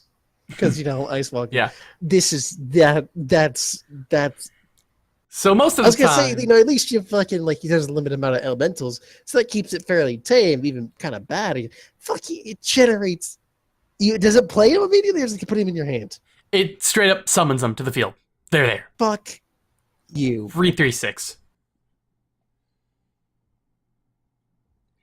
So What? most of the time you're using your hero power to kill off 1 health minions anyway. So this just buffs it even more. And you can kill your own minions. Yeah. Like Sindragoza into Jaina into killing off one of those frozen champions. You get a lot of elemental. You also get a legendary minion to your hand. You can kill off your other minions, you can kill off a mirror image, you can kill off tokens. From enemies, it has a lot of uses, and it's really powerful, which is why it's at 9 mana. But even still, that's just... if it just gave you your elementals have lifesteal for the rest of the game, and your hero power coming to be the water elemental summoning, that'd be Someone's less called them out, right? Someone's called them out on their bias, right? Towards mage? I don't think so. This is insane. Yeah. They also got that 2 mana 2/3 that could draw secrets specifically, which is busted. The weird cavern icy crystal explorer thingy from Ungaro. It's played in every mage deck. Yeah, that one. Yeah, the one that tick thins. Yep, that one. Which is super fucking busted, and Frosted Jaina, which is also super busted. Yeah. What are they? Can you get these Death Knight cards in Arena? I highly doubt it. Because in Arena, you can't get quests either. I mean, the quests are fundamentally different. Yeah. These are, at the very least, you get 5 armor and some effect. Oh, good God. I highly doubt that they're allowed in Arena, because that would be just... Mage is disgusting. Mage is disgusting. Mhm. Best class. Again. Druid's worst class, this is best class. No fucking doubt. I mean, Hunter's probably going to be worst class, because Druid just has strong base kit. Oh, it's there. In any case, Fuck off. going over to Paladin. Is that only 3? Is that only 3 and then there's the neutrals? That was only 3, and yes, then there's the neutrals. Fuck. So next up, we have the Chillblade Champion for Paladin. What? Paladin, okay. It is a 4 mana 3/2, by the way, this is common, with Charge and Lifesteal. Understated, irrelevant text. Mm-hmm. Charge isn't irrelevant, but it's 4 mana. What are you gonna pair that? It'll save your life sometimes. You wouldn't run this over the 6 mana 4/2 with Divine Shield. Most of the time, you're not going to get enough out of it to make it worth it. So yeah, kind of meh. I mean, you can hit face and you do 3 and you get 3 and then maybe if it lives you dino size, but that's pretty optimistic. Mm-hmm. Anyway, then we have the Righteous Protector, a 1 mana 1/1 with Taunt and Divine Shield. That's not a card. That's dumb. As in, why did you give mage anything you gave them and then you give them this? No, this is for Druid. I mean, Paladin. I know.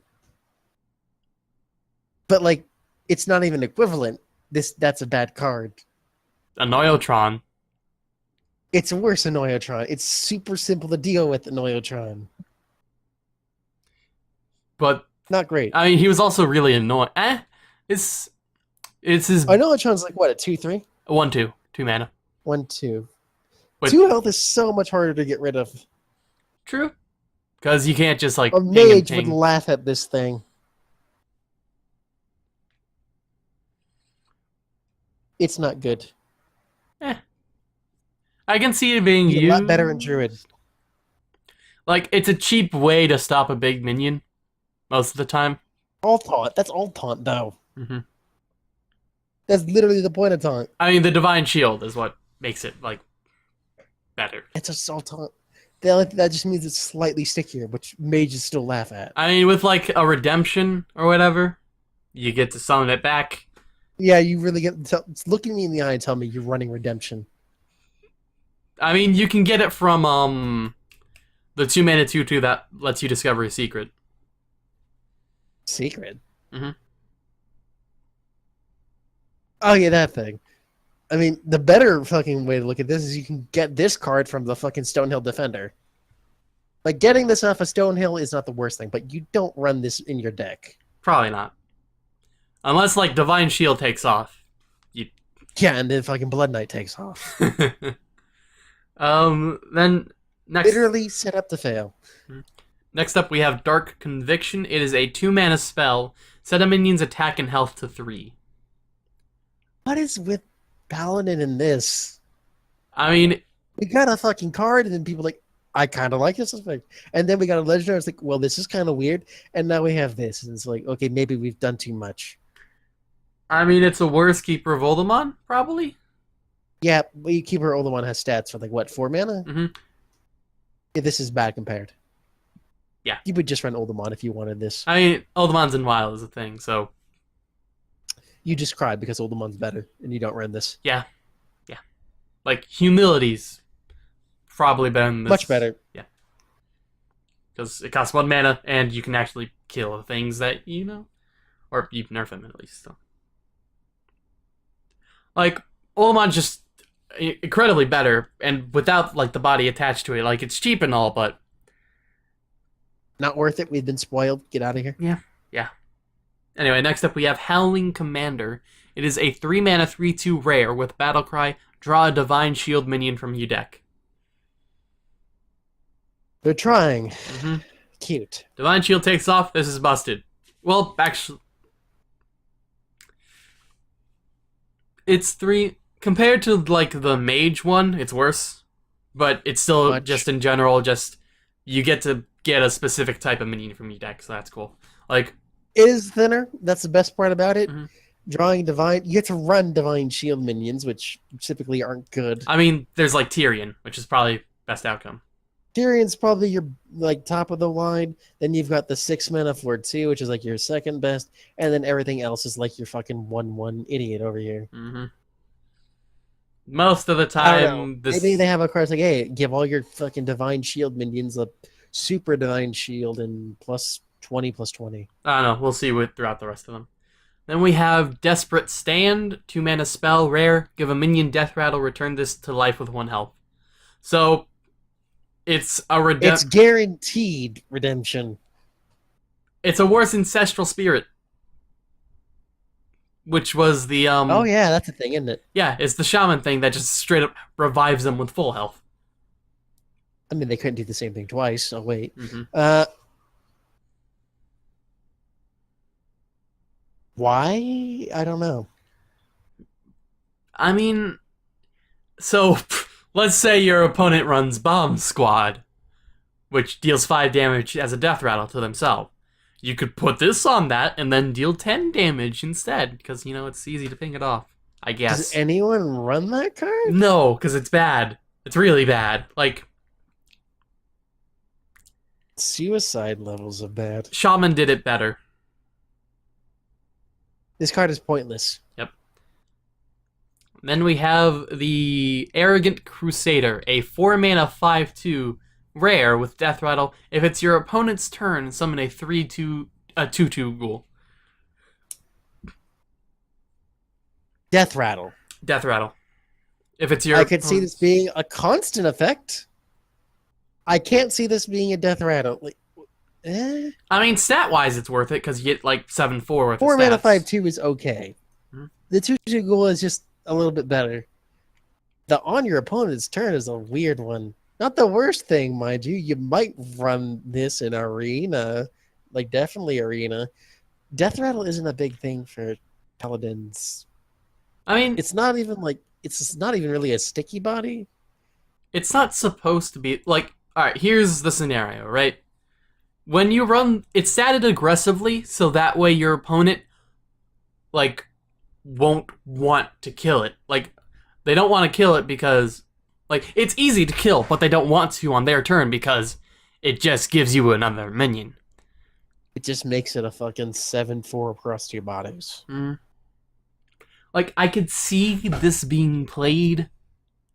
It'll probably be played. Like, does Paladin have any problems with core? Just like, I don't think they have too many like core like cannon fodder problems. It's like filling a void that isn't there.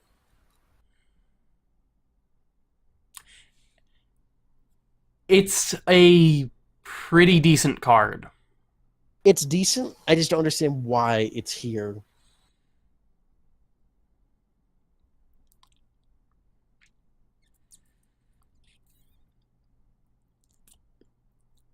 Like, expansions are usually timed to fill in missing pockets, but I don't think they were missing this pocket. Nah. Like,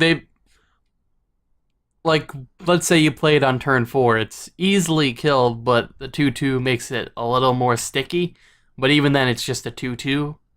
So I mean, no one played a sludge belcher for the sludge. it provided 2 taunts. Plus, it was Death Rattle, and there were a ton of Death Rattle synergies. That's the reason people played it. This is just a 5/2 that summons a 2/2. It's strange. And it's only on your opponent's turn. So if you try to trade up into something, then you don't. Or if you play Baron Geddon. Nobody plays Geddon. I mean, you can get it randomly. True. Anyway, it's a decent card, but it's decent with a half decent effect. But sure, why not? Yeah, you might see it. You more than likely won't. It's just like cool. That's a card. Then we have Light's Sorrow, a 4-mana 1/4 weapon. Isn't there Journey into the Darkness or something? That's Rogue. Are you talking about the Warlock one? Or 2 mana? I mean, like, if you there's not the Warlock. There's a Discover card for Paladin that gives it a 1/1 when you get it. You pick something, it gives it 1/1. If you got this, and it was a fucking 6/3. It honestly would be a much better card. Oh, it's a Light in the Darkness, I think it's called. Yeah, if you play a Light in the Darkness for whatever the reason you're playing Light in the Darkness, yeah, this is a good card. Get out of that. That's about it. Yeah. Anyway, 4-mana 1/4 weapon, Light's Sorrow. After a friendly minion loses Divine Shield, gain +1 attack. Oh no. Oh no. Like, why? Paladin already has enough useless weapons. Everyone just picks True Silver and that's it, okay? Can you just accept that? I highly doubt this works like Bolvar. Where, like, if it's in your hand and a minion loses Divine Shield, it still gains the attack. I highly doubt it works like that. You probably have to have it equipped. And it's only friendly minions that lose Divine Shield. Plus, Divine Shield minions in general aren't that good. Shield's not a good fucking thing to fucking, like, build into. Like, it can be really annoying. Like, this could see... Like, I could see this maybe seeing play in Wild where, like, Dude deck is a thing. Where you combine it with, like, Steward of Darkshire, you summon a bunch of dudes, they all have Divine Shield. You play this, it gets buffed up by, like, 5 attack. That's cool and all. But, like, outside of that, it's just, like...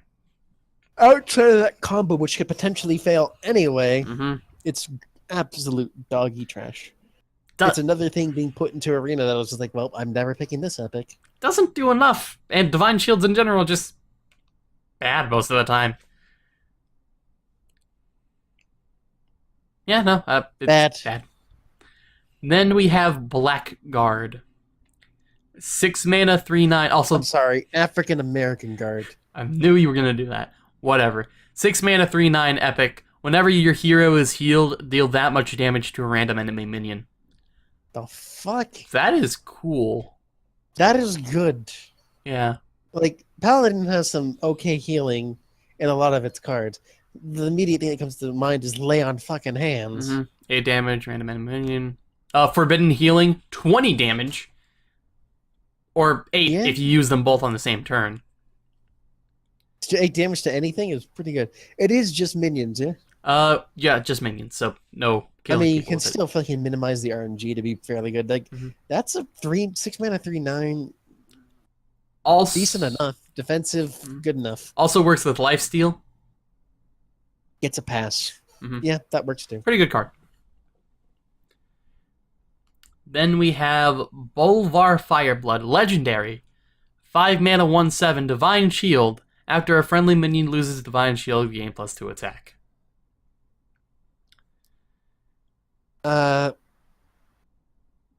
What? Bad. What? Like, Mage got a fucking dragon that gave you legendaries. The fuck is this? This What is this common card effect? I don't know. Plus, What? This is a rare card effect. Slapped onto a legendary because they were too tired one day at the office. so it has Divine Shield itself, so it's technically a 3/7. Technically. No, it's not even that. Because you have to lose it first. You will hit something for 1 before you get that extra attack. And it also doesn't work like the other Bolvar, which whenever a friendly minion dies, you gain +1 attack while it's in your hand. Fuck. Bad card, bad card, bad card, bad card. Like, bad if card. it was you also gain +2 attack while it's in your hand, then maybe. But You ever get the feeling Hearthstone wasn't meant to have 9 classes? sometimes, though, typically they're distinct enough from one another to where... I really feel they should have cut down by like 3 classes. Eh. Just given every mechanic to a different class to make it more fleshed out. This feels like shit. People Divine Field is shit. people actually This want is- more classes at this point. I mean, there's some diversity to be had. Yeah, because everything else is not fleshed out. Fucking Amaz's Death Knight, funny enough, relevant. Character creation idea was pretty cool. Yeah. And the fucking monk. Broken as fuck, but cool. Anyway, Regardless, bad card. this, yeah, bad, awful. What's the other thing? The Death Knight hero is 9 mana, Uther of the Ebon Blade. Battlecry, equip a 5/3 lifesteal weapon. Hero power. That's good. That's what? I mean, that's healing for 15. Yeah. Regardless. Plus the 5 armor gives you 20 effective health, so that's cool. Over 3 turns, but yeah. Makes that African-American guard a lot better. Hey, anyway. Oh yeah, no, because that's 5 damage to random enemy. Oh yeah, that's cool. Anyway, It's really hero power, summon a 2/2 horseman. If you have all 4, destroy the enemy hero. the fuck. Is this the first like win condition in the game? It is. Yeah, no, it is. So Caldara Drake. it goes through ice block, goes through basically everything. It's just a win. It's just win the game. Yeah, no, straight up. So TGT is a thing. In Wild, you get like, oh, you can cast your hero power twice this turn. You summon 2 horsemen. Or like Auction Master Beardo plus like Burgly Bully, like getting those coins, and then Beardo summon all 4 horsemen on 1 turn, you win.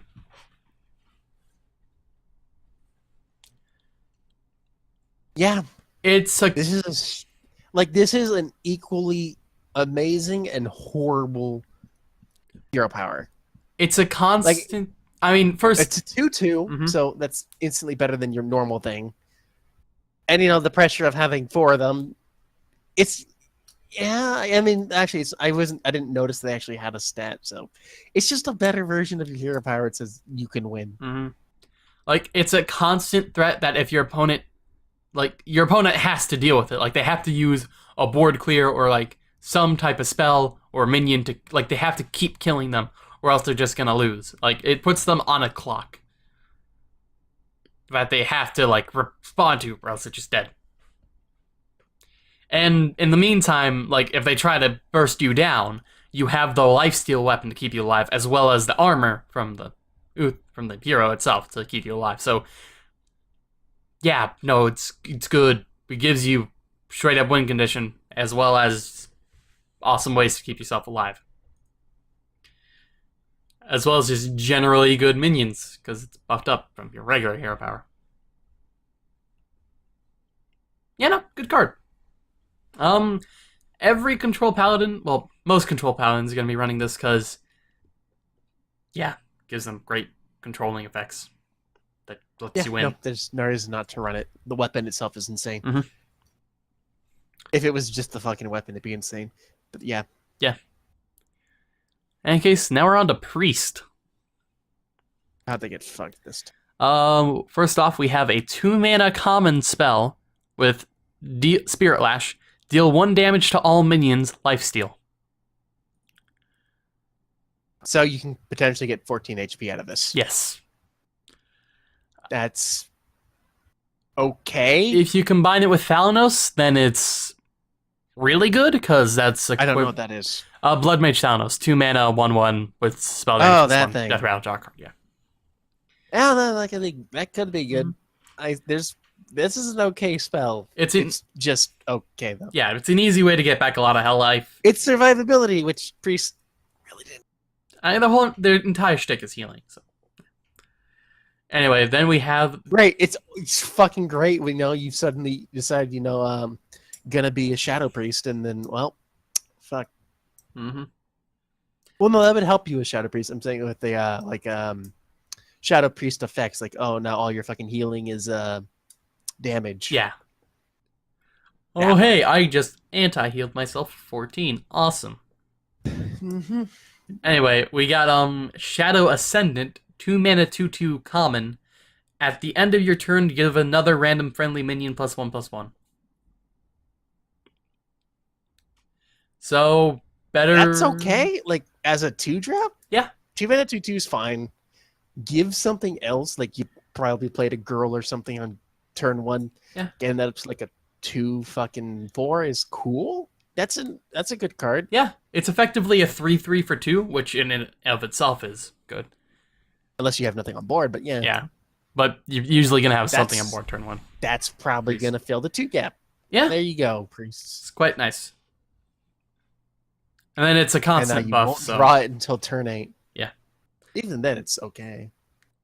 only You're not gonna lose anything by playing this card. No. Only issue with it is that the +1/+1 is at the end of your turn, not the start of your turn. Well, that doesn't actually not bad. I'm trying to say the one. It's literally either or. It doesn't matter. The one attack doesn't have charge. It's honestly on worse it. if it's at the start of your turn. What are you talking about? I know. I'm trying to say the one attack doesn't have charge. So for instance, Shattered Sun Cleric that gives +1/+1 as a battle cry. So you get that extra one attack, when the card is summoned. That's the only. It's like the fucking Priest of Yogg-Saron or whatever it was called, or Priest of Cthulhu, the weird dwarf thing that gave 1/1 at the end of the turn to Cthulhu, but just to everything else. Yeah. It's better. It's good. Yeah, no, it's good. It's good. Then we have a 3-mana 3/3 common with Lifesteal, Acolyte of Agony. It? Yeah, that's it. Just Lifesteal. Underwhelming. Yeah. I mean, it's okay. Yeah. I don't think you play it No. unless there's a Lifesteal synergy. I mean, if it was 3/4, then yeah, play it. It's awesome. But 3/3, eh. Get pained. It can get frost bolted. It can get anything. Yeah, it's okay. Just not gonna. It is literally just balanced until it's your turn. Yeah. And then the Lifesteal kicks in. It's like, okay, that's pretty good. But again, that's just an okay card. Lifesteal happens on either player's turn. Well, that's true. Eh. All right. So, But spells are more than likely to be the thing to take this thing out. yeah. It's okay. That's about it. Then we have Eternal Servitude. Discover a friendly minion that died this game, summon it. So I'm initially torn. Like that sounds like it could be good, but then again, priest minions are shit. if it was a Death Rattle minion, then that makes it better. So, Resurrect Priest was a thing for a while, where you just summon a bunch of Injured Blade Masters, but that was a thing because Resurrect was 2 mana. Yeah. This is 4 mana on top of that. Mm-hmm. But you get to choose, which is somewhat useful. I mean, it can be cool. Like maybe you get a second potion man. Kazakus? That's a battle cry. Death rattle. Death rattles are gonna be the main thing, or like if you get an Isra off that, then that's cool. Like That's like really late into the game. It's not a body. It's a 4-mana spell. It's balanced. I mean, you summon the minion though, so you get to the board.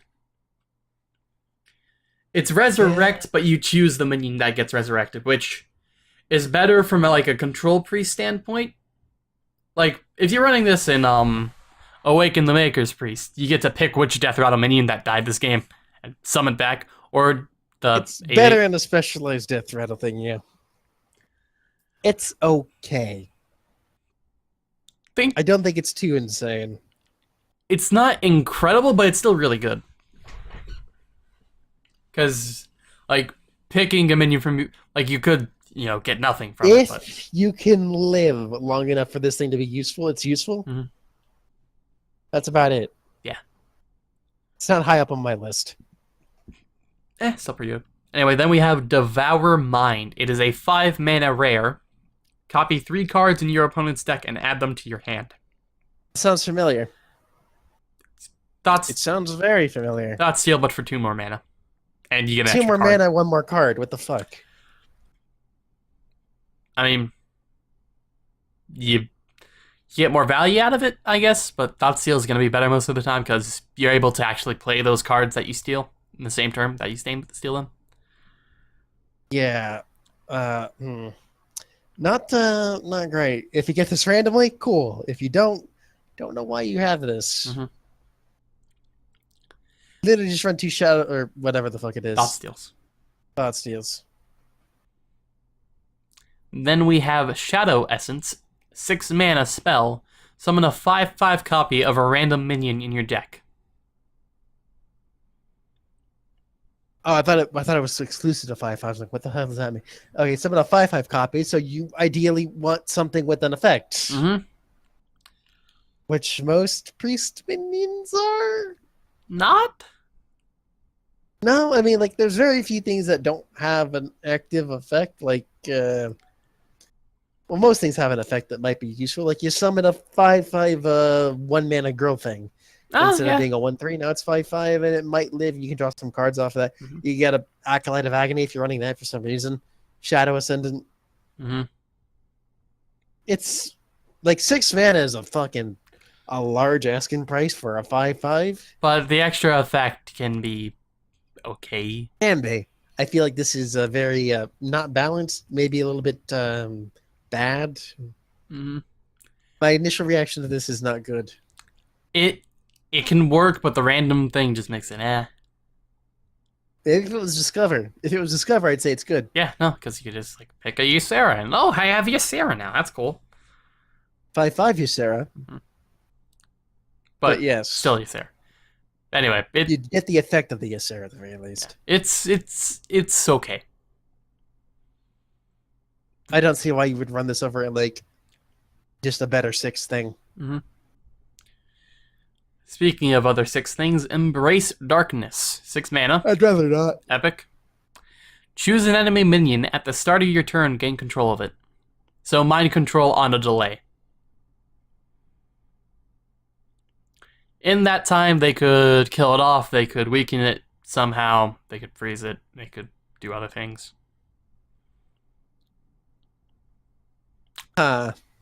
Obviously, once you control it, it'll be, summoning sickness, so there's that.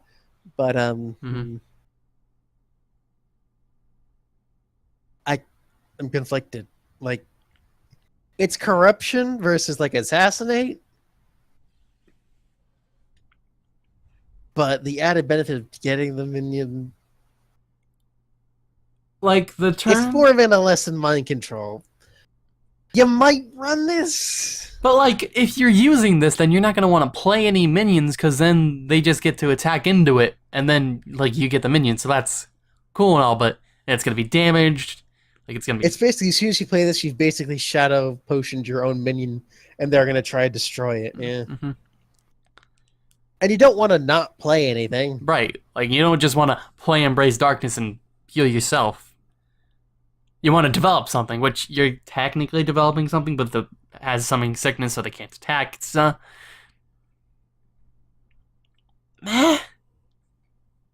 It leaves a bad taste in my mouth. It's just not good enough. I mean, taking control of opponent's minion is good and all, but, like, the turn delay is what kills it.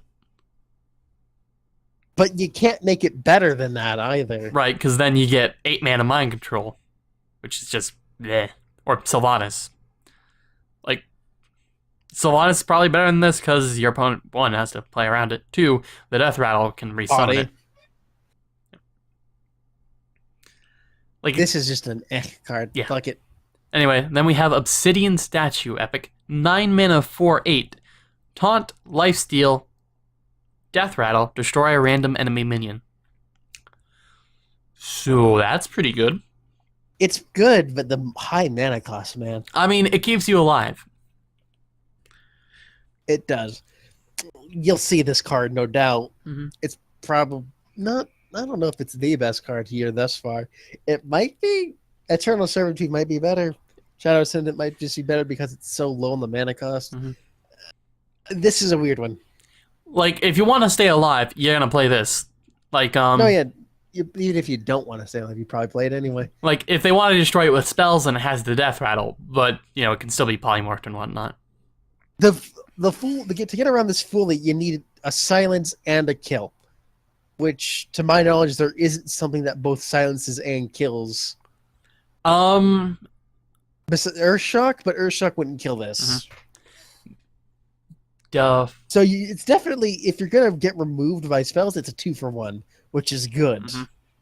Like, really good. I mean, besides Otherwise, polymorph. you get health back, you just probably destroy enemy creatures or at least wound them, and then you guarantee destroy something. Against, like, any aggressive deck, this is insane, because typically those Against any deck, this is insane. I mean, yeah, but specifically aggressive decks, they usually don't run spells to, you know, deal damage or, like, kill off minions.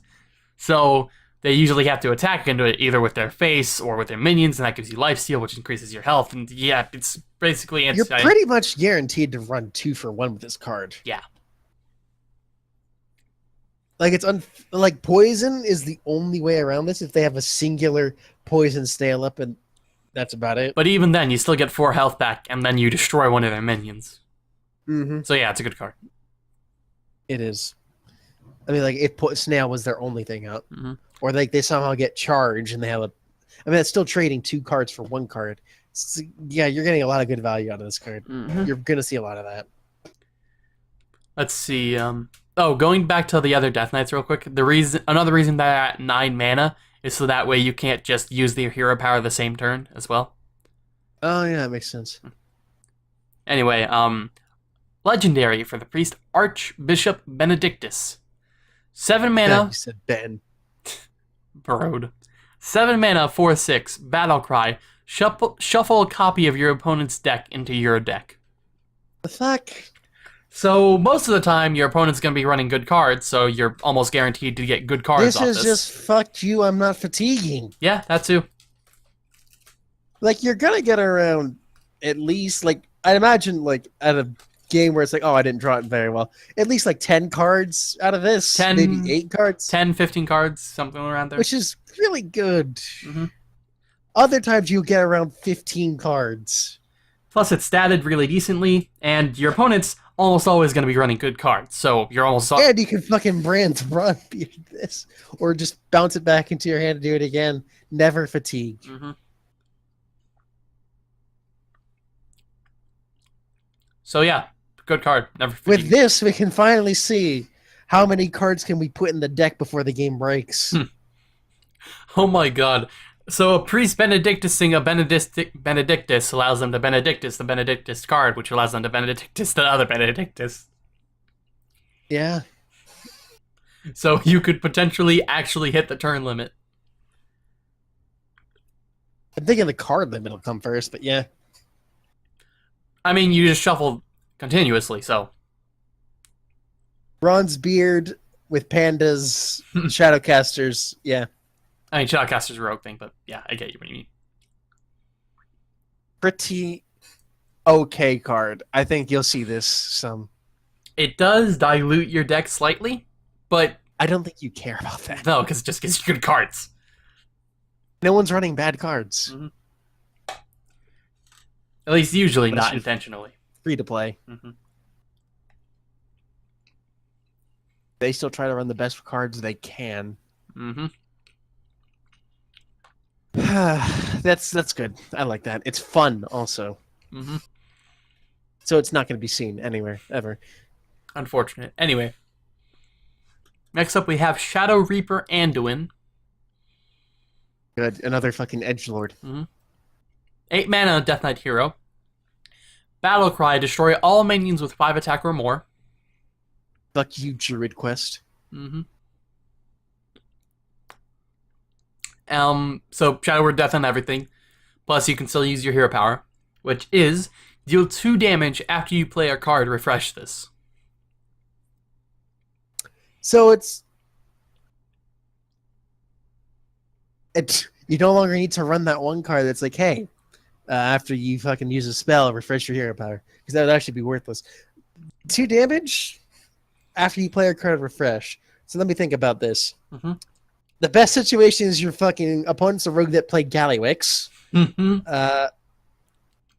then decided to try and get a bunch of fucking things via the print trade prints Gallywix, where they use the auctioneer and all that. Oh, wait. Random miracle. Ratza works on this. What? The guy who makes your hero power cost 0, it works on this. Ratza. The Unchained. If you have no... Oh, Raza. Yeah. Not Ratza. Where's the T in that? Raza, whatever. Ratza, whatever. R-A-Z-A, the Unchained. Yeah, Raza. Like, even if you play Raza before you play the Death Knight hero, it'll still work on it. So that's good. Also, that's insane. So basically, every card you play is a guaranteed extra 2 damage. Yeah. That's stupid. Like, that's out of the ballpark type stupid. Like that's up with the mage type stupid. Like, Reno Priest kind of got phased out because, you know, Reno got taken away.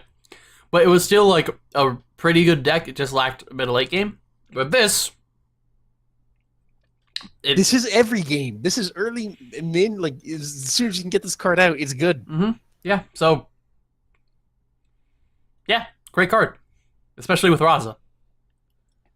They fucking wouldn't let you keep fucking Dreadsteed, but this is okay? Bullshit. We'll get to that a little bit. Right. All right. So, that's good. That's like 10 out of 10. Also, the Shadow Word Death on everything. That's awesome. Pretty much. And we're on to Rogue. First up, we have the Plague Scientist. 3 mana. Plague Scientist? I mean, sure, why not? 3 mana, 2/3 common with combo. Give a friendly minion poisonous. How much mana? 3. That's 2 mana. That's 3 mana, 2/3. It would have been a lot better if it was 2. That's okay. Yeah. I like combo give poisonous. That makes a lot of sense as a card. Toxic Arrow. That makes a lot more sense. Like, that could be used in a lot more situations. Like, Swashburglars are a thing, so you Swashburglar 1, you coin this out on turn 2, and then you can kill whatever. Or Patches comes out. Patches is now poisonous. Like, this has a lot of uses. Poisonous itself is pretty good because Rogue... Yeah, no, that's a decent card. Only issue is that Rogue usually doesn't run that many minions.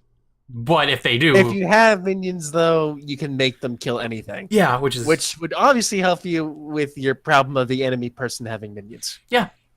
So yeah, pretty good card. Oh, Mega's here. He says... Oh, is he? Cleaning sucks, and how long have you guys been streaming this? About 2 hours, 10 minutes. Unfortunately, yeah, whatever, we're like halfway done. We're at 4 class. Fuck me. Whatever. I actually started playing Guild Wars because I have to do dailies. Anyway. The quad only appears like I don't know how many times during the day, but fucking the first time is the most populated. All right, you do that. Anyway, continuing on, we have Leeching Poison, 2 mana spell, give your weapon lifesteal. Give your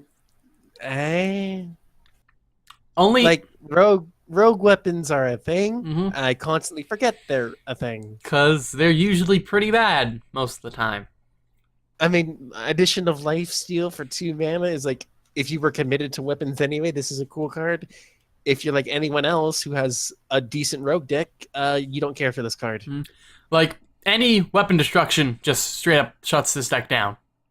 Like, I weapon mean, deck. the argument's probably, you can combo this with your hero power and then subsequently like a flask of oil or whatever it's called.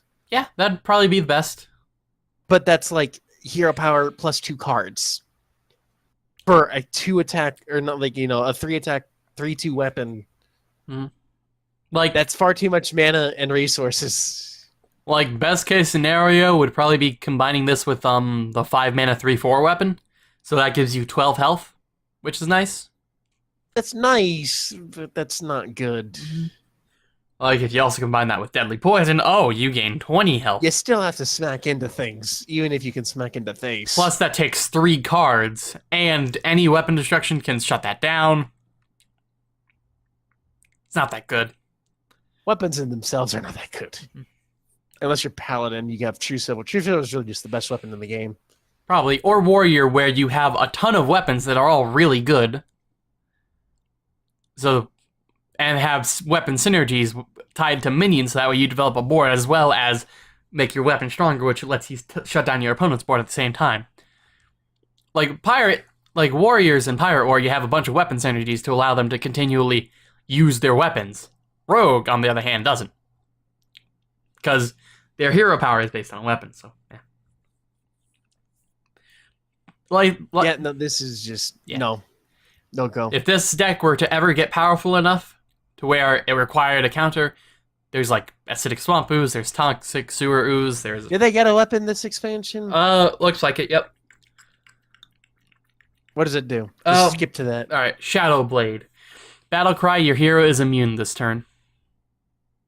Shadow Blade. What is its stats? 3 mana, 3/2. Still 2. I mean, if they had an upgrade, I guess, but then that's decent. But you still wouldn't run Leeching Poison. Yeah, no. The immune's nice. I honestly, like, the only other way you got immune on a weapon was Hunter, and that weapon's pretty good. Mm-hmm. No one runs it because it's shit, but it's pretty good in my book. Yeah, like, it's only for the first turn that you have it out, so you can't just, like, put it out there and have it stay up immune for a while, but it's okay.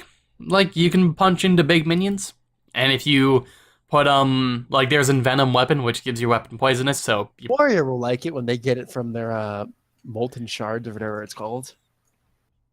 Molten Fury? I don't remember, but yeah. They have a weapon that's Molten like Blade. Obsidian Blade. That's what it is. Molten Blade. Yeah. Oh yeah, Obsidian Blade's a thing. 5 mana, 3/3, but if you have cards that are not of your class, then it gets cheaper. Really shit, really bad. Yeah. We're not here to talk about other expansions. All right. Anyway, going back to the commons for a second, because Shadow Blades are rare. We got Bone Baron. 5 mana, 5/5, Death Rattle at 2 1/1 skeletons to your hand. So you could give the skeletons poisonous with Plague Scientist. It's effectively 7 mana worth of stats. 1/1 skeletons, what's their mana cost? Probably 1. I'll check. It's going to have to be 1 for this card to be passable. Mm-hmm. I mean, 5 mana, 5/5 in itself is fine. But it really needs those skeletons to be 1 mana. Rogue always needs some combo pieces. They're 1 mana 1/1s. Yep, that's a decent card then. Mm-hmm.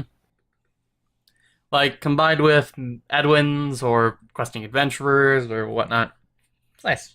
Or It's is the pillager gone now? The one that gave you like a was a 5 mana 4/5, gave you a coin. yes, Tomb Pillager's gone. This is probably just gonna be the next Team Pillager. I mean, no spell synergy, so you can't combine with Gadgetson, but for like questing adventurer, Edwin, it's great. I mean, it's not gonna have as much synergy, but it's the combo potential. Right. Oh yeah, they're And, you know, easy combo 5 mana things. stat line. Yeah. Anyway, yeah, Bone Baron. In that respect, it's really good. Next up, we have the Runeforge Haunter. 4 mana 5/3. During your turn, your weapon doesn't lose durability. Huh. That makes every weapon better. A lot. Considering Doesn't make leeching poison that much better though. no, But just as like a general like Shadow Blade, buff it up. Mhm. It's pretty cool. yeah, it just makes like weapon decks better by a ton. Because big problem with weapons is that you run out of durability and then you just And no one runs weapon decks, so and weapon buffs. You're like you out of weapon buffs. Oh no. So yeah, no, that's good for weapon good card. decks. I mean, 4 mana 5/3 is pretty offensively stat. And assuming Decent card. weapon decks are assumedly going to be aggressive decks. Most likely. Considering that you have to use your health most of the time to do stuff, so yeah. So statted nicely, great for weapon decks, otherwise Like, most other rogue decks don't even run a weapon. Like, you got the 1/2 from your hero power, and like that's 2 mana easily, so you don't run Haunter in that, so yeah. Yep, it's fine. If you get it, cool. If you don't, you're not too sad. Yeah, no. And we got Roll the Bones. It is a 2 mana spell. Draw a card. If it has Death Rattle, cast this again. Ooh. So, Cycling card, which is always valued by some decks. Put this in a Death Rattle thing. Potential more draw is really good. Only problem is potentially overdrawing, but you probably would be fine. That's a good card. yeah, if you hit 2 cards, it's insane because the closest parallel to it is like Arcane Intellect, which is 3 mana, draw 2. So, you get an extra card for 1 less mana, which is insane. Plus you get Death Rattles. And then... Just, hitting 1 is really... Like, if you hit 1, you get all the value. If you hit nothing, you get exactly what you paid for. So, yeah. But maybe...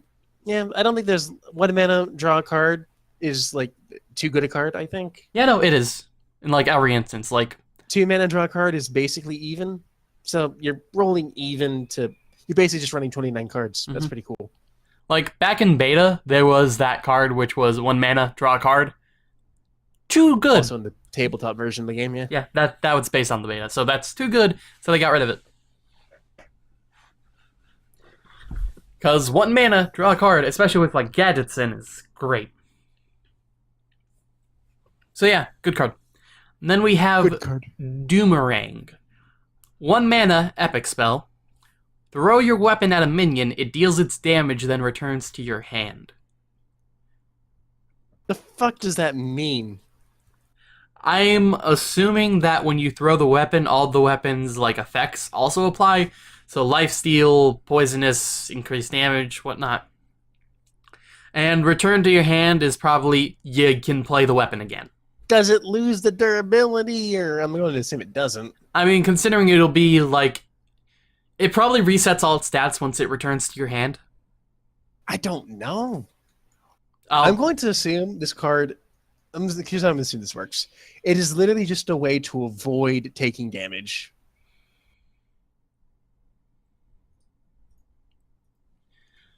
let me check. That's it. I bet you anything, it doesn't reset anything. You just keep the weapon as it is, but you don't take any damage because you threw it. It was one of the things I always questioned about Hunter and his bows. It just seems like they decided to give it to the rogue for some reason. It essentially destroys it and puts it back in your hand. So it resets all the buffs and whatnot and puts it back into your hand. That makes no sense. As well as applying any of the effects it has on it. So that makes no sense. It's 1 mana, so it's cheap, so that's cool. That makes no sense. If you envenomed your weapon, then you can just throw it, get the weapon Yeah, back. but then you lose the envenom. Mm-hmm. What the fuck is the point then? Like, that makes absolutely no sense. Like, in a chance they had to fix continuity errors, they created more.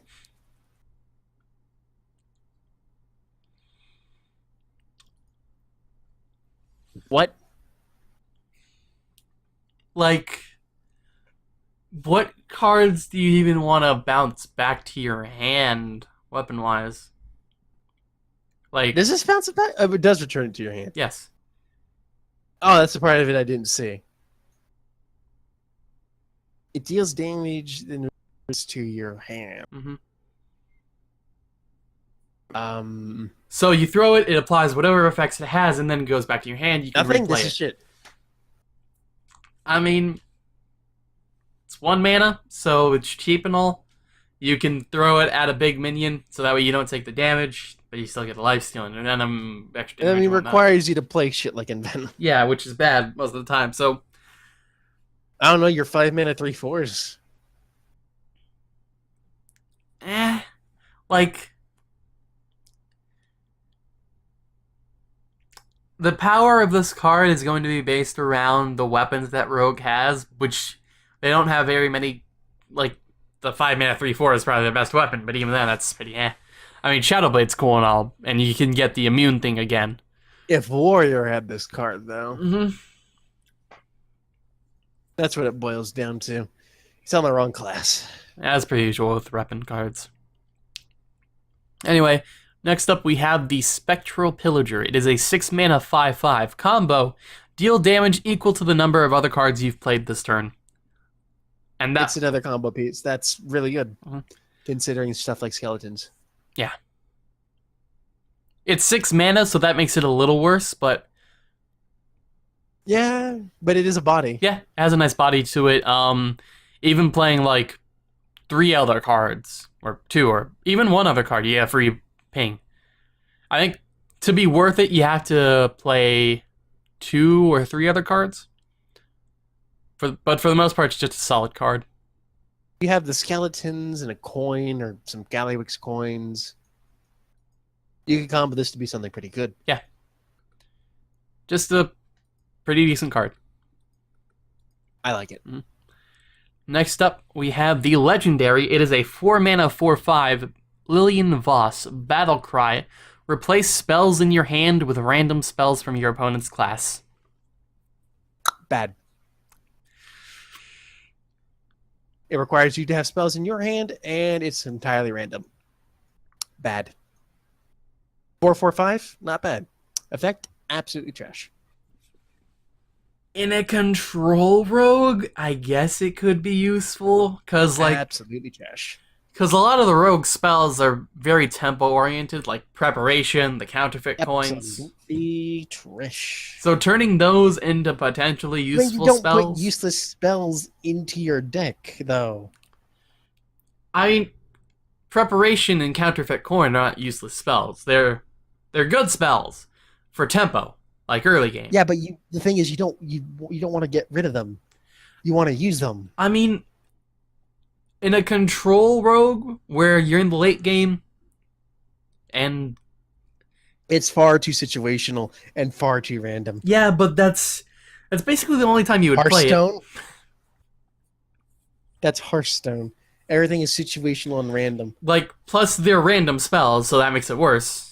I mean, it has It's to be random really spells. bad. Like, that's just a subpar. That's like a fucking epic effect, dude. Mhm. You wouldn't put that on a legendary. That's like an epic fucking like 1 mana spell. Like really cheap minion. Like, if control rogue ever becomes a thing where you have these extra coins and preparations where your hand is just It's great to say, if this becomes a thing. Problem is, by the time those things become a thing, the expansion rolls out of the meta. Or, it rolls out of literal playability. Okay, another time that it can be useful is that if your hand basically bricked, where you just have a bunch of spells and nothing to use them with. like That's minion-wise. not rogue, though. I You know, don't trick as rogue. but that's the instance where you would play this card. Otherwise, it's just terrible. Like, okay, cool, it's a Yeti, but most of the time it's a Yeti that ruins your hand. Like, It is bad. like you never It want to is play this on curve, awful. because, well, Awful card. you lose your cards. Yeah, alright. What is the corrupted Valera? Valera the Hollow, 9 mana, so you can't use your hero Oh, power. we're getting up with Dark Souls now. Fucking plagiarism piece of shit. Battle Cry, gain stealth until your next turn. As the hero? Yeah. Weird. So you can avoid getting bursted down. That's nice. By anything except AoE. Yeah.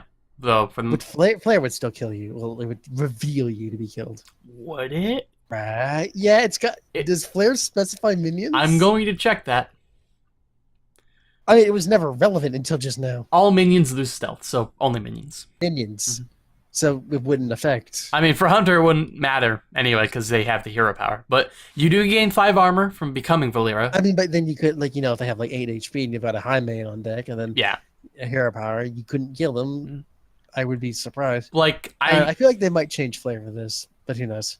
I don't think there's any AoE damage that can kill Valera while she's in the stealth, because she gains the 5 armor, so that gives her 6 health. So you need an AoE that deals 6 damage, so that new Paladin epic with a healing could potentially kill.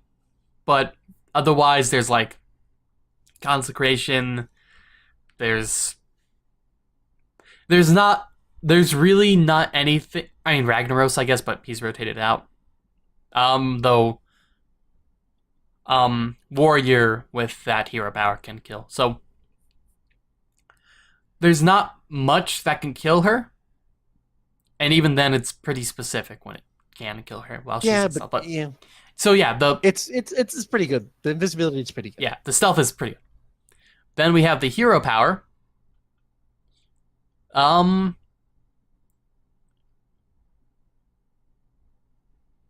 What? Okay, so it's a passive hero power, so you can't. Read it out. It's a passive. Oh, passive. What? So you can't. That's what? So you can't play it anyway with Valera, whatever. All right. So during your turn, add a shadow reflection to your hand. Shadow reflection. Each time you play a card, transform this into a copy of it. The fuck? That's badass. So That's really cool. Yeah. That's really broken. So if you have a cold blood, Like, you can play cold blood. Maybe fucking warrior, no, maybe Cold fucking blood. weapon rogue will be a thing. You play a good weapon, and then you put oil. Oh my god. Or like you have cold blood, you can cold blood. This is stupid. Or like multiple cool. eviscerates. You need to fucking stock up enough death shadows for it to work like that, but Or like it's a ticking time bomb. Or like shadow casters. Oh, I'm receiving a telephone call, as you might have noticed. But yeah, no, this is a cool card. Put on break. This is stupid. This is just combo hell.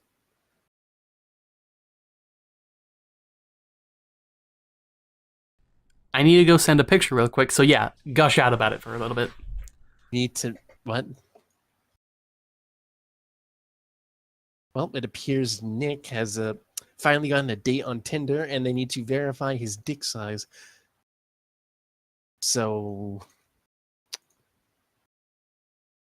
there's that. Congratulations to Nick on his accomplishment. Yeah, I don't think. Oh, you were actually here for this, Mega. Okay, great. I wasn't just talking to the void.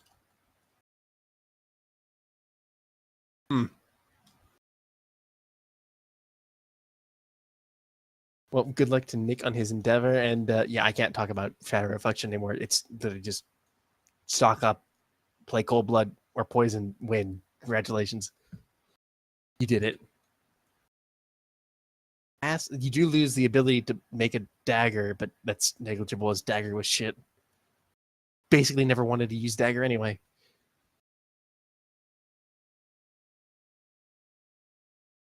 Heard, now your problem's fixed. That's good.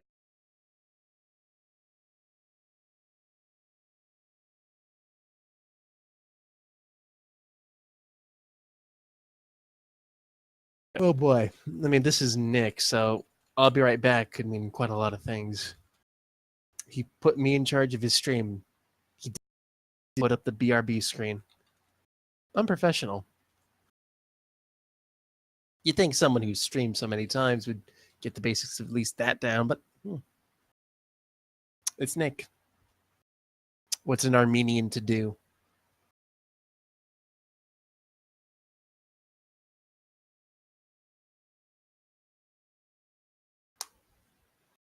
Why'd you get the Blizzard app?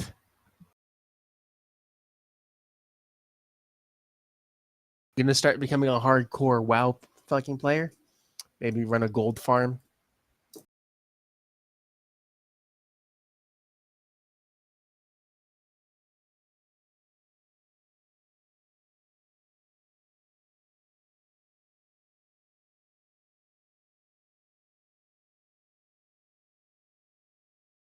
All right, I'm back.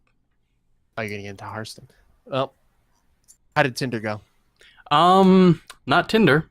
Had to send a picture of a list. Okay, my apologies. How did Grinder go? Not Grinder. Had to send a picture of a list.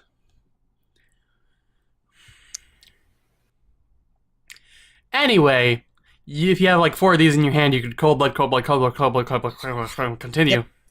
You lose your dagger, but that's negligible. Mm. It's good. Yeah, very good. Next up, we have Shaman. We have the Burlock. Is a 2-mana 2/2 Murloc with Battlecry freeze an enemy. So I guess Shaman's getting freeze effects now as well. Grand. So 2 mana 2/2 that freezes into Murloc. That's decent for Murlocs. Mm-hmm. Not gonna complain. I mean, there's Glacial Shard, which is 1 mana but doesn't have the tribal, and it also has 1 less health, but it also has 1 less mana cost. Literally, so it's the Murloc that sells it. Yeah. Really. Otherwise, it's meh. Just play Glacial Shard.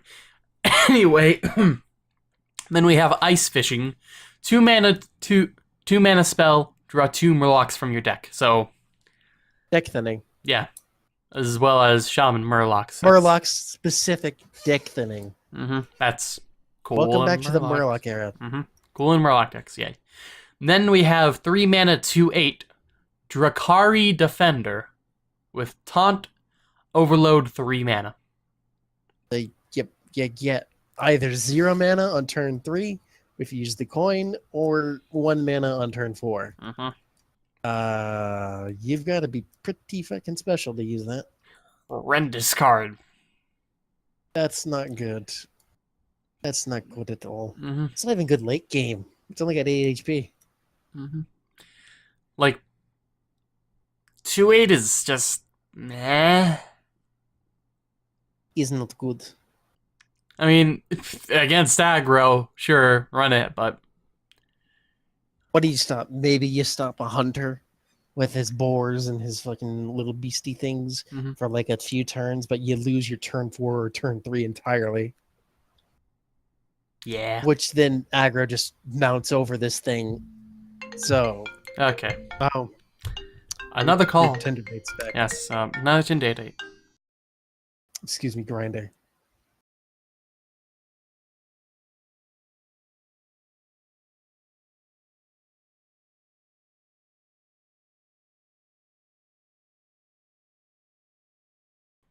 I'm back again. Was it them telling you that you were not, technically allowed for blackpeoplemeetonly.com? No, they didn't realize it that I sent it to a person that was with them instead of that person themselves. One day, Nick. So yeah, anyway. You'll be recognized for your true ethnicity. Don't worry about it. Then we have Icebreaker. 3 mana 1/3 weapon. Destroy any frozen minion damaged by this. It's Shatter, but better? Worse? Because you have to take the damage. What freezing does Shaman have? I mean, there's the Burlock. There's all right. We'll come back to this because it seems like there's other freezing effects that Shaman has. So next up, But as it stands right now, this is ass. It's like shatter. except Basically, it's just shatter, but a weapon. yeah. So you take the damage of the minion that you attack into, which is probably going to be worse than just straight up shattering. But you get 3 charges of it, so Though it also takes up your weapon slot, which they have a lot of good weapons, whatever. Voodoo Hexer, 5 mana, 2/7 with taunt. Freeze any character damaged by this minion. That is good. Yeah, no, that's turning everything into that 8/8 that freezes itself. Except they're not 8/8s unless they are. Mm-hmm. That's really good. Yeah. 5 mana, 2/7 taunts already okay, a little understated, but freeze everything? Yeah, okay. Yeah, that's just a good card. That's a great card. Icebreaker's looking slightly better. Mm-hmm. Then we have Avalanche. 4 mana spell. Freeze a minion and deal... Burn everything. Freeze a minion and deal 3 damage to adjacent ones. All right, so, you know, we saw that fire arrow, explosive arrow was okay. What if we made that slightly better by making it a freeze effect and then still doing the damage? You only freeze the minion that you target. Yeah. But the 3 damage... It doesn't damage the one in front also. Right. It deals the 3 damage to the adjacent ones, and the one that you target is frozen. Decent, like 4 mana deals 6 damage and freeze? Yeah. That's good. Also, Icebreaker, so basically it'll rely on whether your opponent positions correctly, which most of the time they won't. So, yeah, that's quite nice. Next. We have Cryostasis. Give a minion +3/+3 and freeze it. So, combined with... This is the first iffy. Mm-hmm. If you had immunity, it wouldn't make a difference. But give them 3/3. I mean, you could use this on like something. No, you can't use it on something you summon because it'll be frozen next turn as well. You could put it on something like Voodoo Hexer. Mm-hmm. Where a taunt minion that really doesn't need to attack. Yeah. And giving it +3/+3 for 2 mana is pretty good stat-wise. Mm-hmm. It's okay. Like, the closest thing to it is the Druid one, which gives +2/+2 and taunt. Yeah, that was Druid. This is Shaman. Mm-hmm. Shaman doesn't really buff permanently. So that's pretty decent. It's passable, especially since it's 2 mana. I say this is passable. Mm-hmm. It was 3 mana. No, what 2 mana? That's pretty passable. 3 mana would be an unplayable card. 2 mana, you might see this played. Then we have the Snow Fury Giant.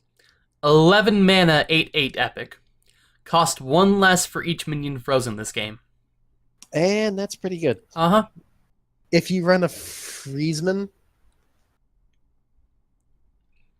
a Shams. Stop. Freezeman. Stop. It's Freezeman. If you run a Freezeman, this just gets played very quickly. Yeah. if this was in Mage, they have like Frost Nova and whatnot. That's just instant played. But it's Shaman, so. I mean, like, Frozen clone, right?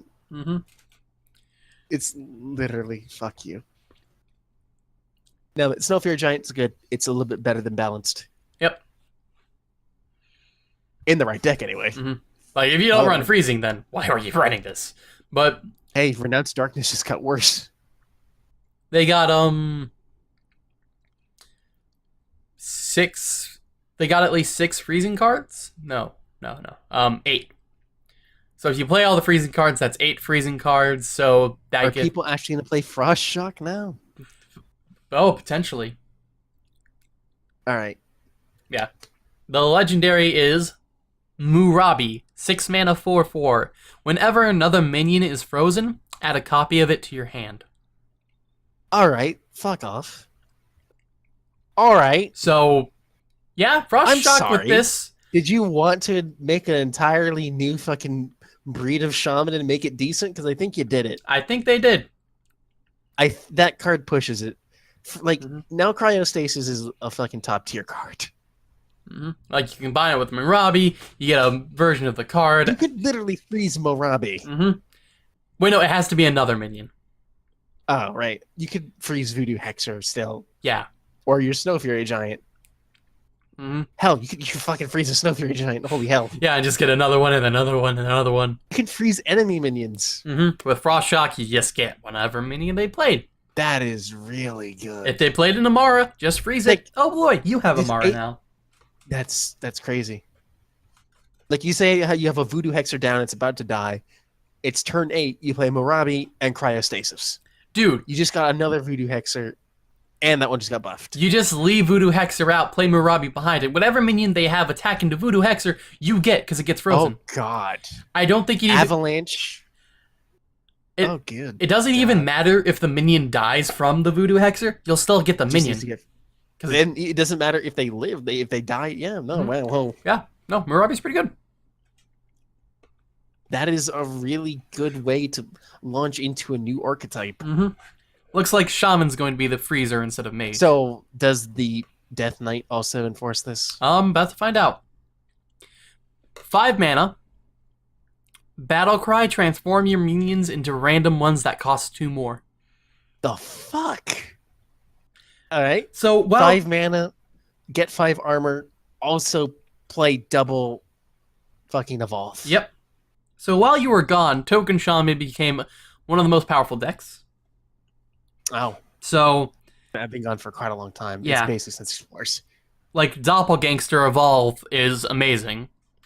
And, I've seen the videos. And so Doppelgangster plus this, you get 3 7-mana minions, which is pretty awesome. Doppelgangster's 5 mana or 6 mana? 5 mana. Play this on turn 10. And then your hero power. If you play them, evolve them, use them, then do it again, you could have. Oh god. And then freeze them. The hero power is transform a friendly minion into a random one that costs 1 more. All right, fuck you. All right. It didn't do anything with freezing, but I guess it didn't really need it. It's just to make your minions better. Sometimes. Most of the time. That's really good. Okay. Shaman's getting a power spike. It's not as good because not being able to summon another minion with your hero power kind of steps it back a little bit. I mean, you can just make as many as you want by freezing them, though. I don't think you would run those. I don't think you would run the 2 of them in the same deck, though. Maybe, maybe not. I mean, I don't see any reason why not, to be honest. I mean, you could, yeah. It's not possible. I don't think it would hurt anything, but yeah, whatever. Point being, these are insane cards. Like, Shaman, did Shaman have a bad card? Like, we saw Ice Bite thing, but holy hell, the rest of it makes... The Drakari Defender, which is the 3 mana 2/8 Overload 3. Oh, no, yeah, that one's utter trash. Otherwise, you've got Murlocs, you've got this new Ice synergy. Yeah, Shaman's and looking... you've just got Evolve. Shaman's looking pretty good. That's insane. Then we're on to Warlock. Which... Is that the last one? No, there's still Rogue in there. No, we just went over Rogue. Oh, we did. Warrior... Shaman... Warrior. Yeah, Warlock and Warrior. Then neutrals. Fuck.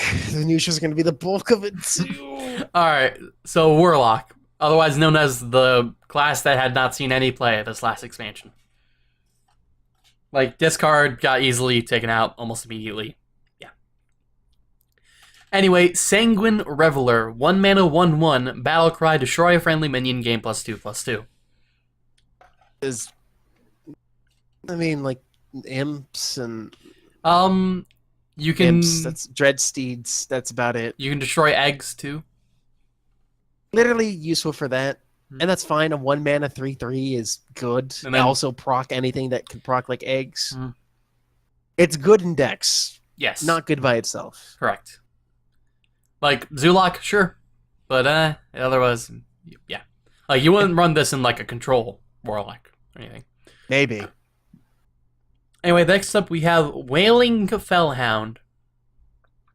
3 mana, 3/6 demon, so it's statted quite nicely. Whenever this Good. minion takes damage, discard a random card. And there it is. Stop. Yep. Stop. Alright. So bad, moving on. Drain Soul. 2 mana, Lifesteal, deal 2 damage to a minion, so better drain life. Most of the time. Life's okay, it is just better drain life. Mhm. What is drain life? Drain life is 3? No, drain life is 2, heal 2. Wait, is this the same card? What? Oh, the only difference is you can't target face. This is the same card Mhm. otherwise. Yeah. What? Why? Lifesteal? Fuck off. And then we have Defile, the reason Dreadsteed was nerfed. Deal 1 damage to all minions if any die cast this again. It is 2 mana. Cool card. I very much like it because... Not as powerful. I mean, Dreadsteed broke it, but not bad. It's still really I mean, good. Dreadsteed would just put it into a lock, technically, I guess. Mhm. I find this to be more of a problem that they've designed a card like this than, Dreadsteed itself. It's really good against decks that like curve out as well, because usually they go from like 1 health to 2 health to 3 health, 4 health, 5 health continuously with each progressive minion. So you play Defile, kills that first minion, then it just triggers, and then dead. Also, if It'll probably, the most common thing for Defile is probably triggering twice to 3 times. Mhm. Other than that, probably not. like against minions that have death rattles that summon more minions, how it would work is that Defile goes, it kills whatever minions their death rattles trigger, summoning whatever other minions, and then Defile goes again. If it kills any minions, it goes again, and it continues. It's great. There's potential. It's like a volcano, Mhm. but a much harder volcano. Also a much cheaper volcano. Great card. It could see some play, but I feel like it's a little too gimmicky. I mean, you can also play your own minions you can't into run it. you can't run it in Zoo too well. You just destroy everything you've got. I mean, you don't you run this in a control deck, not Zoo. Yeah, and Zoo is the only way to play Warlock though. True. I mean, yeah, with Reno gone, okay. Unwailing Sacrifice. In Wild, it'll be great. Anyway, Unwilling Sacrifice. Choose a friendly minion, destroy it, and a random enemy minion. So, good. Good, just really good. Yeah. Zoolock would run that because you've got so many small minions that to get past a big taunt, super good. Yeah, and you don't even have to target the taunt minion either. So, minions that, can't be targeted or not, they can still go through them. It's a positive and a negative. Eggs. Next card. Eggs also work. Anyway, Despicable Dreadlord. 5 mana, 4/5 demon. At the end of your turn, deal 1 damage to all enemy minions. Good card. Demon as well. So you get a free whirlwind effect at the end of your turn. Pretty cool. Good card. Yeah, control. Mega asks, are we doing something else after this? Ian bought Divinity 2 and wanted to play it, so I said I play with him. Nick, you should buy Divinity 2. Probably. Later, though. Fuck the next card. Gnome Feratu. That's literally it. I don't know anything else about it. Just fuck the next card. 2 mana, 2/3, Battle Cry. Remove the top card of your opponent's deck. Alright, never mind. Alright, never mind. So, This is stupid good. you mill a card off your opponent's deck. Doesn't matter what it is, just straight up gone. That's just good in every situation. Also, it has a nice body to go along with it, so... It's a perfectly statted 2 fucking mana card. You play That's it on just curve, good. you play it off curve, you play it whenever you want. Because If only it good. fucking counted as a discard. But I'd take a 2-mana 1/3 if it fucking discard your opponent's card also counts like a discard for yourself, but not actually discarding anything. Yeah. Whatever. It's good. It's good. Like, you mill a card from your opponent's deck. Milling itself is, in general, really good, like, because they can mill any number of things. An Antonitis, like a big minion, a small card, something that they really needed. This is just going to be a staple of every Warlock deck. Yeah, you run it in Zoo, because it has Zoo. It has a nice stat line for Zoo, as well as, getting rid of cards. You run it in the non-existent control because it makes them fatigue faster than you. Also gets rid of anything they have. Next. Just a good card. A great card. Excellent card. Whatever.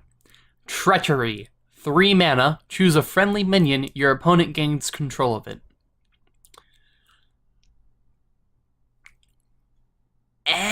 There's obvious applications for this, but you wouldn't run this card in this situation. Right. I'm sorry, but what? Like, you could give it to Wailing Fellhound? So, I mean... But that's not good. It is good, but it's not good. It's too... First off, it costs too much. Second off, you're giving them a minion. So... Okay, it works with Doomsayer, because that just immediately clears... It's guaranteed Doomsayer for 5 mana, which is nice.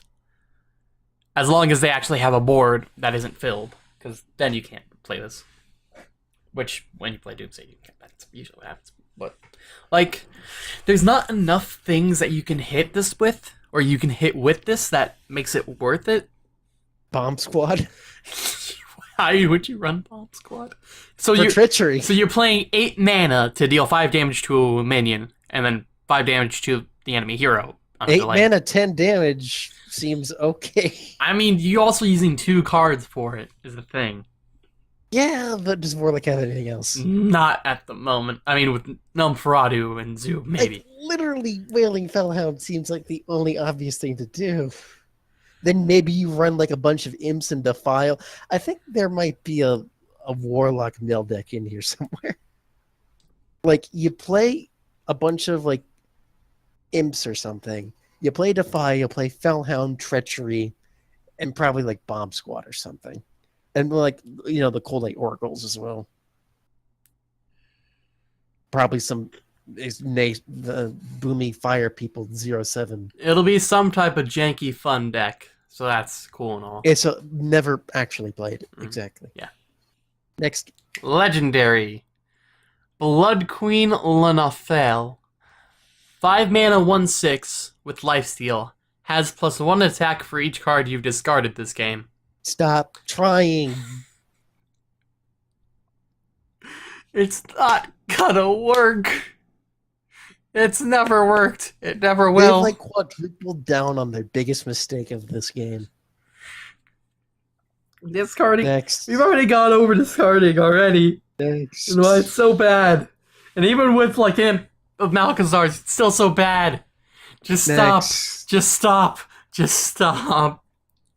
Next. Blood Reaver Gul'dan. It's the Death Knight hero. Battle Cry, summon all friendly demons that died this game. That's okay. Much better in Wild, because you could get back Mal'Ganis.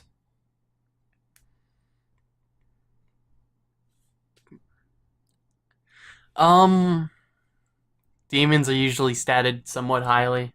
So, if you were to ever run a demon lock, you'd run this. But, like, most of the good demons are in Wild. Like, Imp Game The new demon's not bad. Yeah, that's a fairly decent one. Like, Despicable Dreadlord, you mean? Next. What's its hero power, actually? Deal 3 damage with Lifesteal on it. So, Hunter. But keep yourself alive, Hunter. You mean Druid? Also, you get to target. That's pretty good. Yeah, the hero power is really good, actually. Like, that's for 10 mana, I better get something good here. Alright, that's fine. That passes. Yeah, like... That'll see some play somewhere. Yeah, Demon locks are cool. Basically. I mean, even just, like, you run enough demons in Zoo... Yeah, but usually... you don't usually get to turn 10, I guess. Plus, those demons are usually pretty small. I mean, just getting them back on the board is the point. I mean, at that point, you just run like Forbidden Ritual, which summons 7 of them. Those aren't demons. Oh yeah, those aren't demons actually, huh? I always forget that. Anyway, the hero power is good. Effect's pretty good because like it's an ends off like effect, which ends off played. So yeah. Anyway, last class, Warrior. First off, we have the Blood Razor. It is a 4-mana 2/2 weapon with Battle Cry and Death Rattle Whirlwind.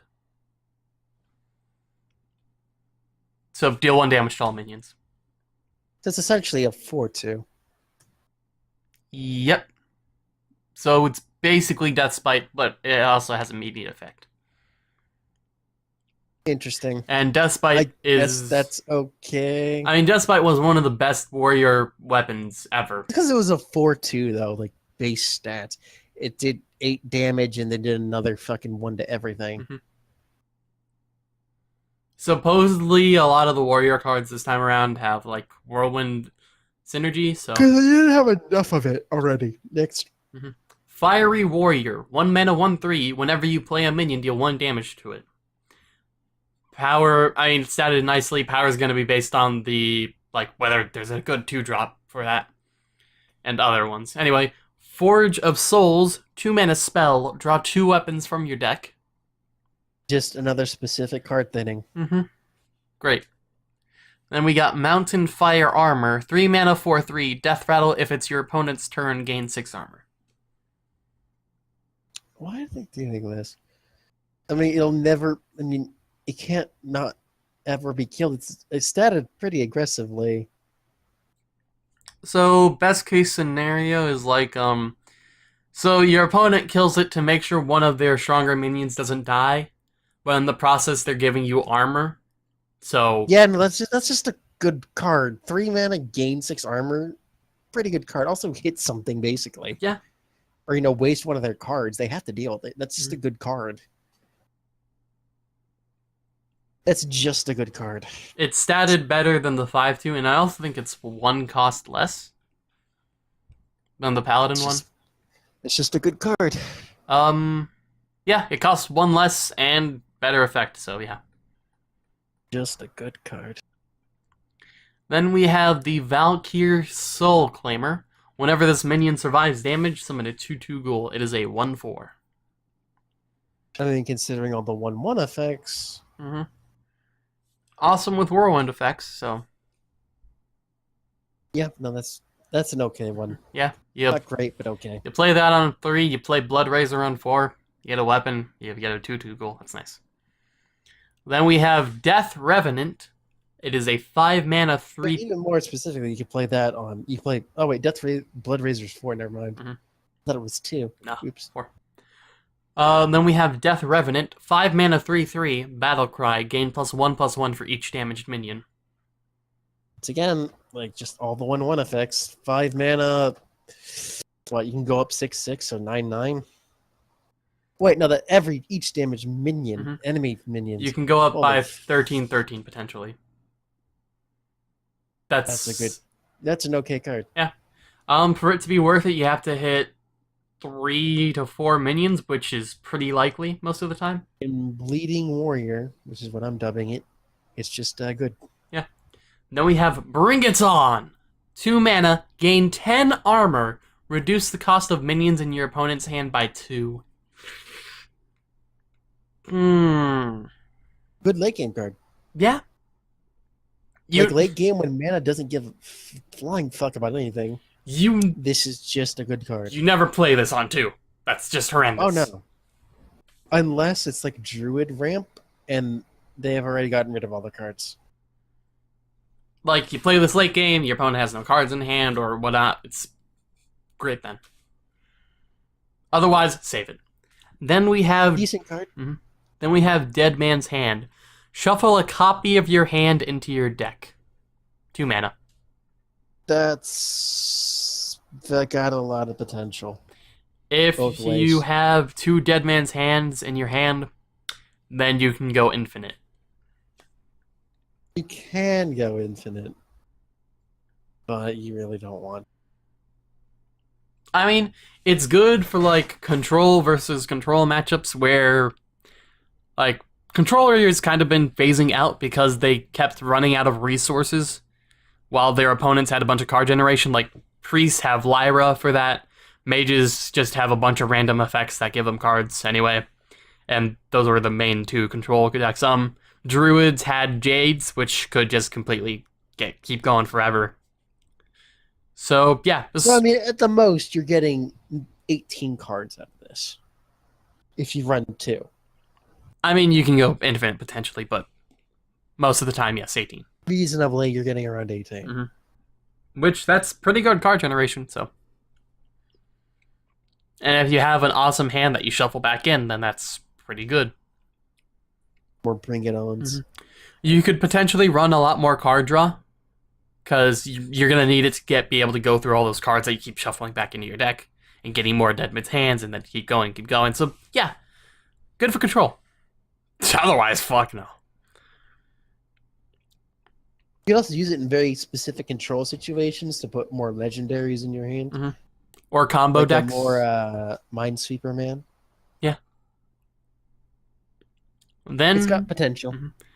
Then we have Rot Face. Legendary, 8 mana, 4/6.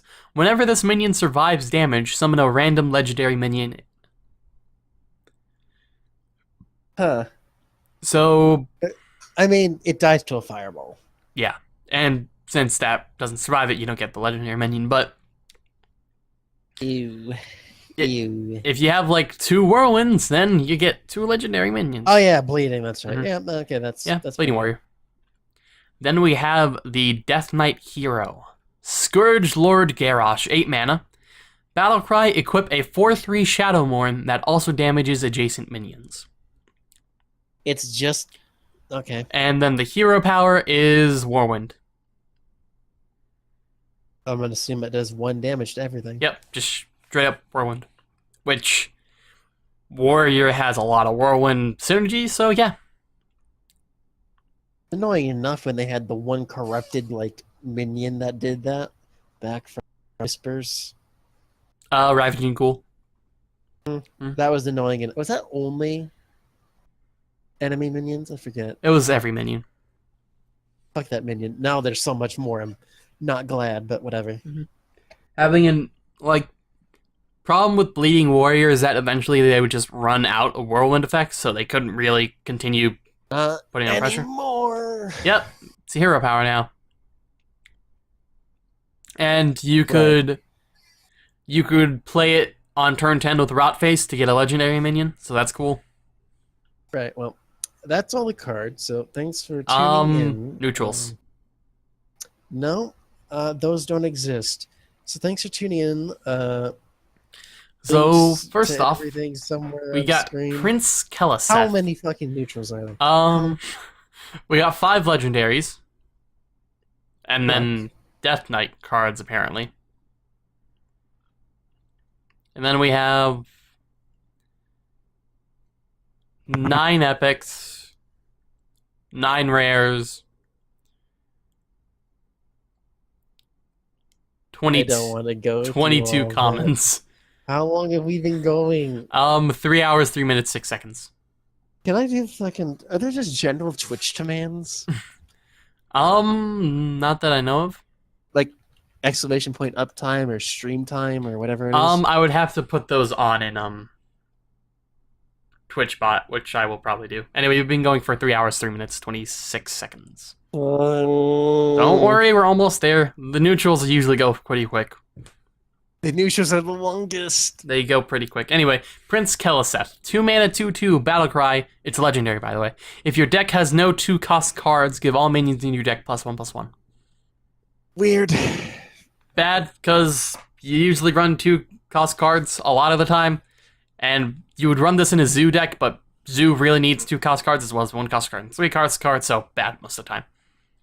I mean, if you ever find yourself in a position where you're not really taking 2-cost cards, and it's like, yeah, I can afford to get rid of the one I'm taking, this is okay. Mm-hmm.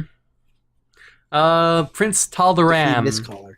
3 mana, 3/3, Battlecry. If your deck has no 3-cost cards, transform into a 3/3 copy of a minion. Same thing. All right, same argument. Next.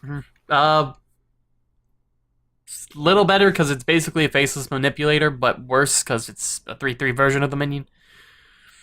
So, probably not going to see play. Anyway, then we got Prince Valinar, Battle Cry. If your deck has no 4-cost cards, gain Lifesteal and Taunt. Fuck that. Every deck plays 4-cost cards. Moving on. No, 4-cost cards are probably the most important cards in the game, so yeah. Then we have the Lich King. 8 mana, 8/8 with Taunt. At the end of your turn, add a random Death Knight card to your hand. Brand. Let's not go through all of those and just say, look it up. Death Knight cards. Fuck no. First off, we have Death Coil. Deal 5 damage to an enemy or restore 5 health to a friendly character. For 2 mana. That's a choose one, basically. That's Brand. quite good. Then we have Obliterate. Oh, for 2 mana, fuck that. Yeah, That's too good. 2 mana. Then we have Obliterate. 2 mana, destroy a minion, your hero takes damage equal to its health. Less good. Still pretty nice considering destruction of minions is pretty good. Then we have Frostmourne. 7 mana, 5/3 weapon. Death Rattle, summon every minion killed by this weapon. The fuck? So if you have weapon buffs, you can summon even more. This is just an insane weapon on Rogue. It's an insane weapon on anybody. Yeah. It's quite nice. Pretty good. Then we have... You could get that from fucking Blinktron, or maybe not. You should be able to, though. No, I don't think you could. Whatever. Also GVG, so. Yeah. Anyway, then we have Doom Pact. Destroy all minions. Remove the top card from your deck for each minion destroyed. That seems shit. Against the full board, you'd never play that, but... Right, so we've got good, weird, amazing, bad. It could Anything maybe work against, like, a single... Like, if your opponent Anything played, like, else? 1 minion on board. Yeah, there's Death Grip. Steal a minion from your opponent's deck and add it to your hand.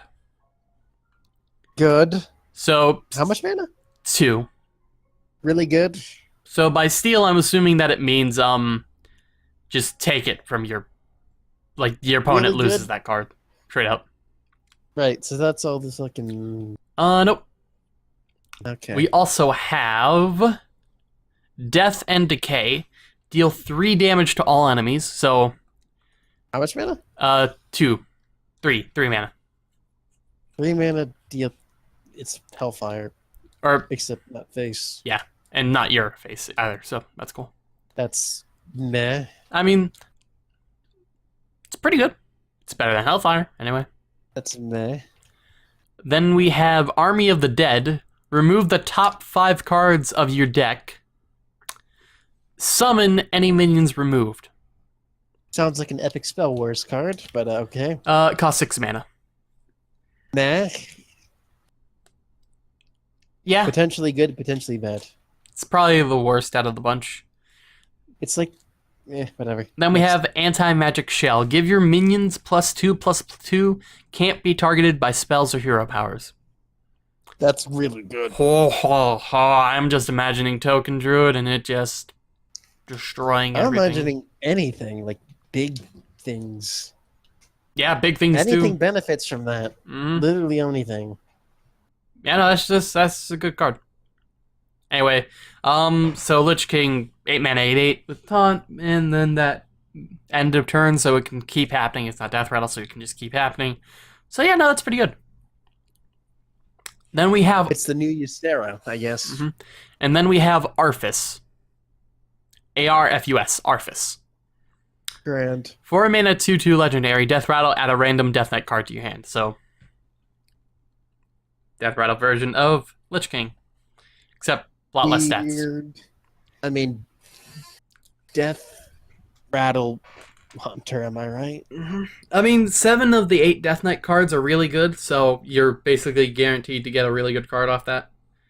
Basically guaranteed is not a guarantee. There's a very high probability you get a great card off of him, so probably worth it to run. It's a high probability, not very high. 80 is very high.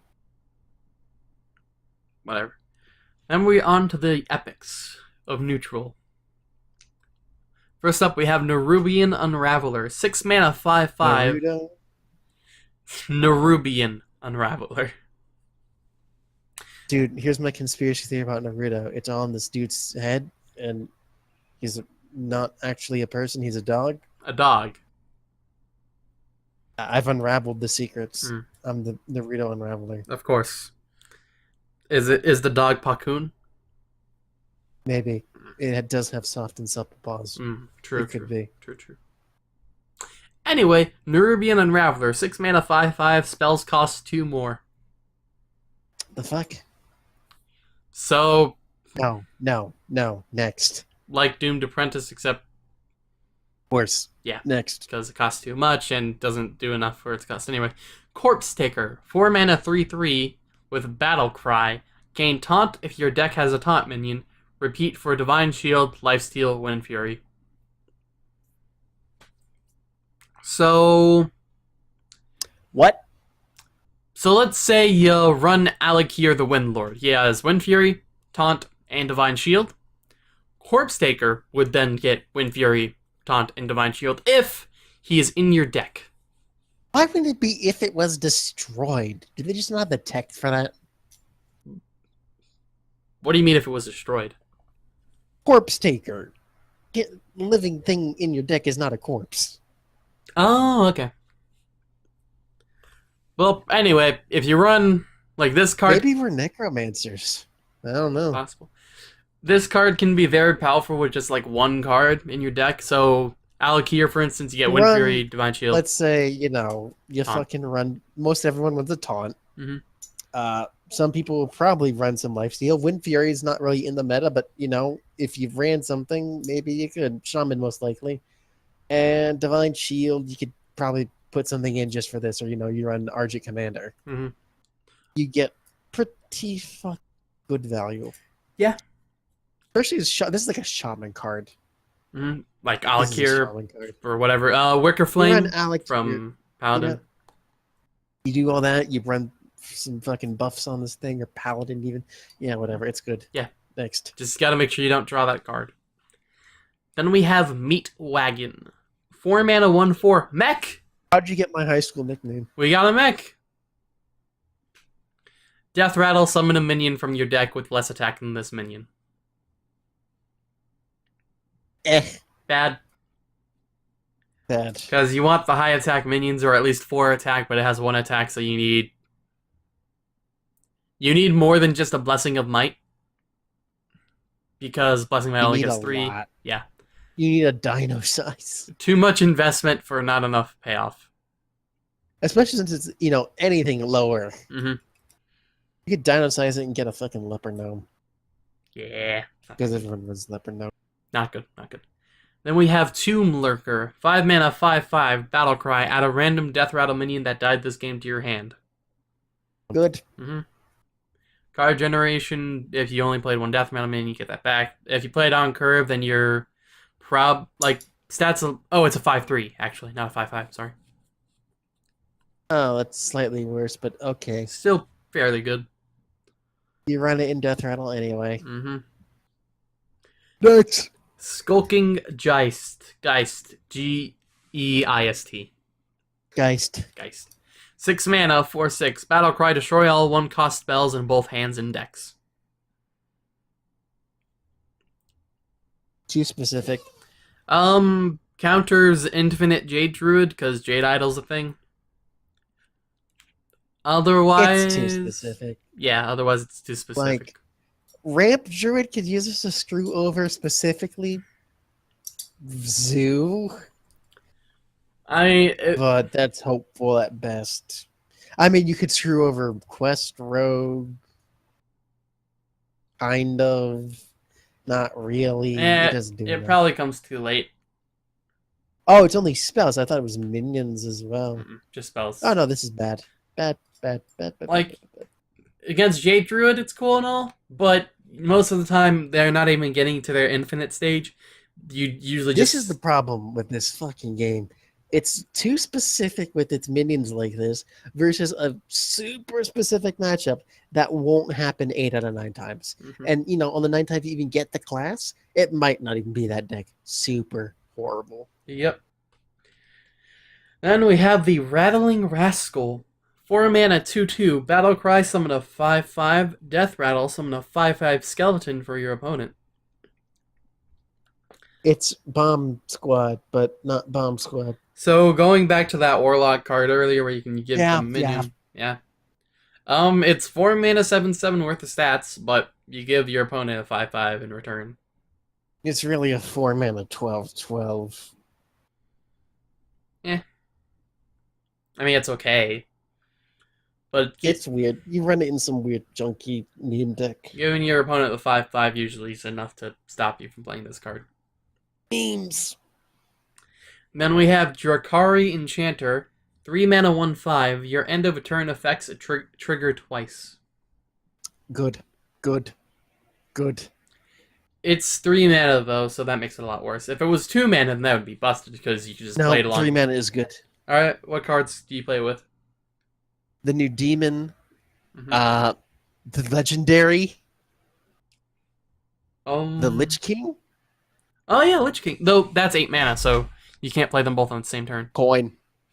You most of the time you don't have coin by the late game. You might.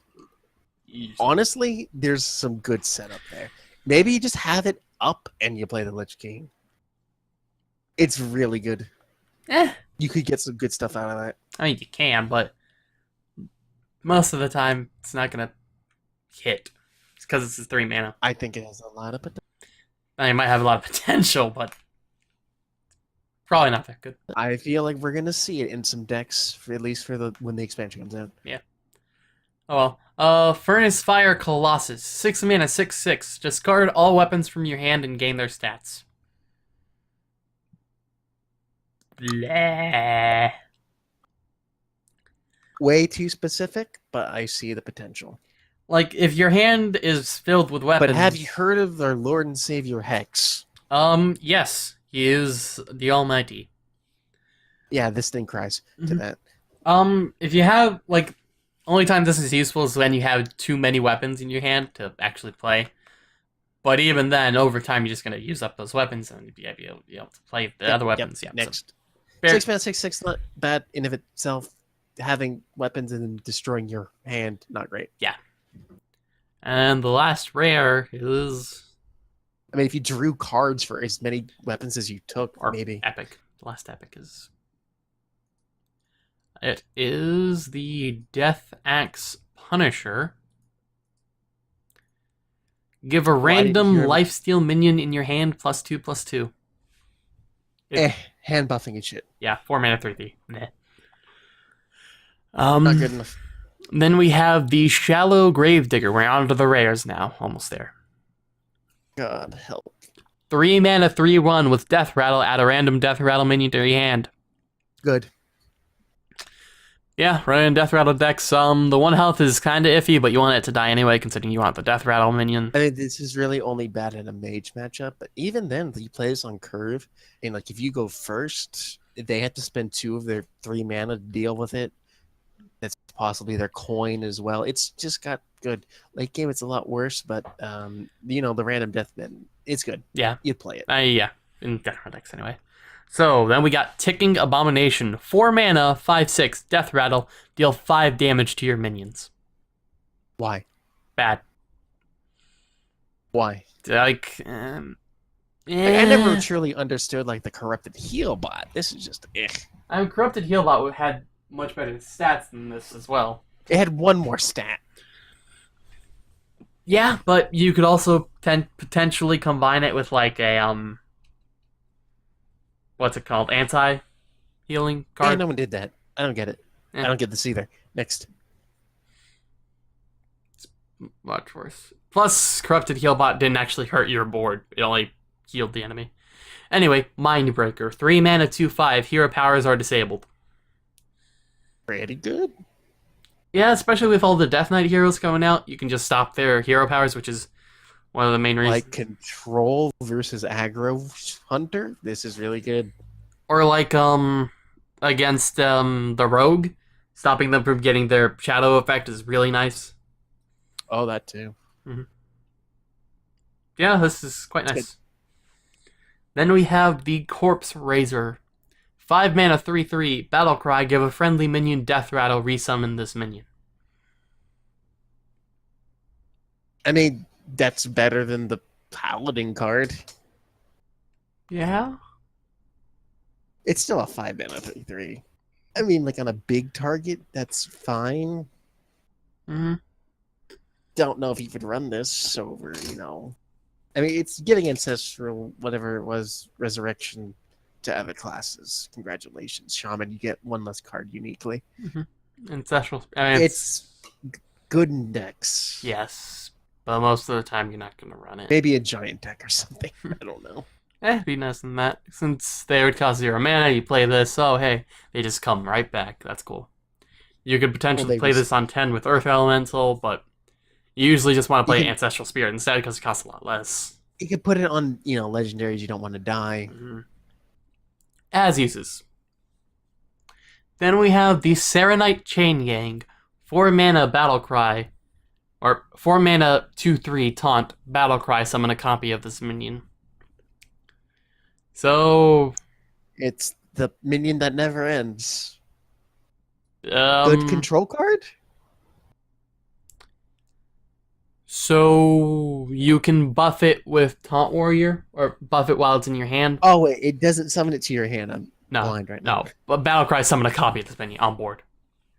So good for taunts. I forget which class at this point specialized in taunts. Druid got that card, which gives them +2/+2. So maybe it'd be good there, I guess. Why the fuck would it be? Why didn't we start with neutrals? Whatever. Yeah.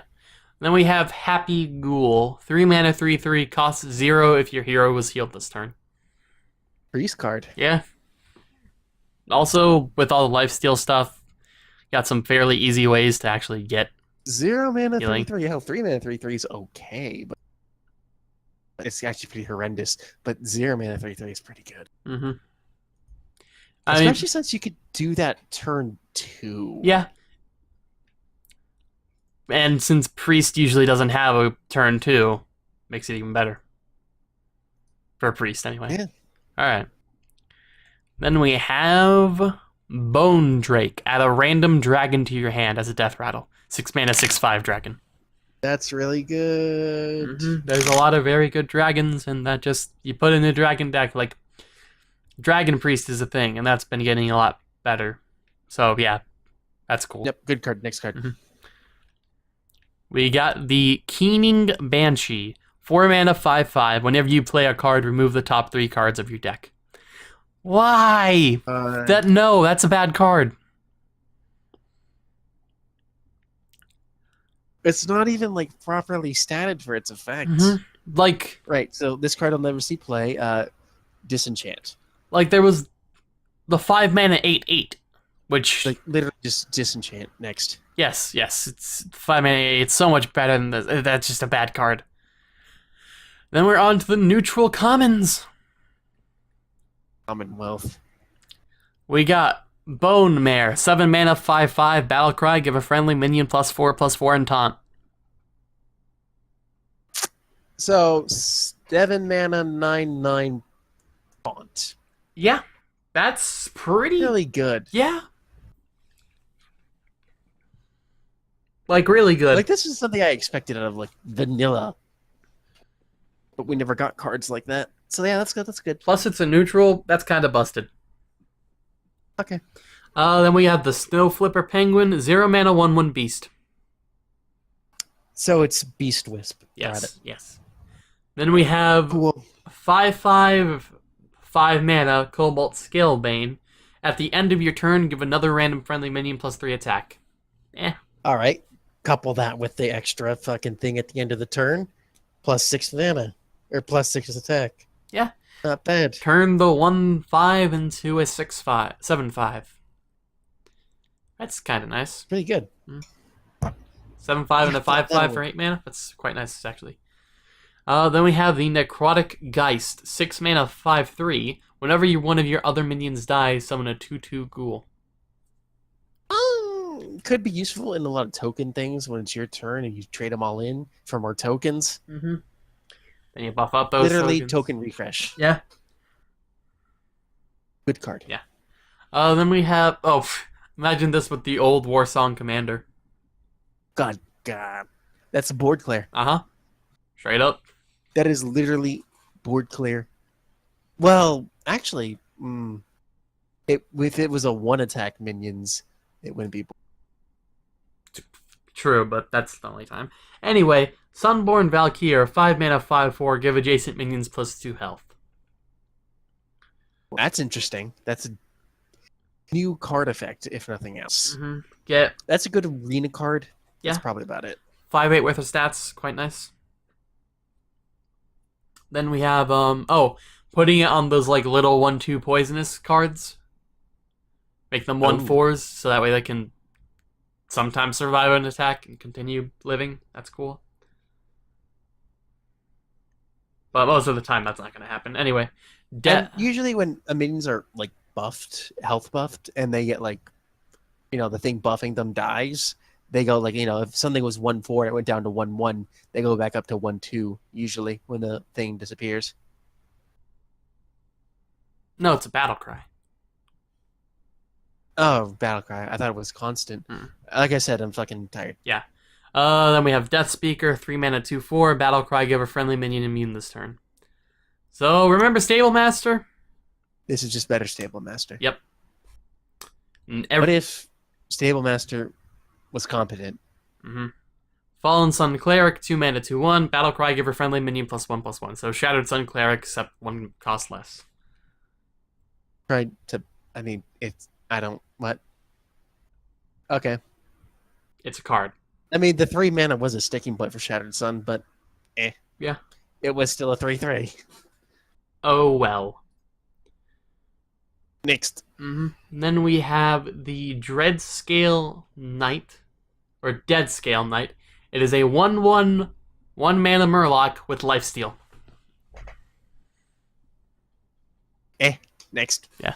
Then we got Hylinder Frost Rider. It is a 3 mana 4/4 with Battle Cry, freeze your other minions.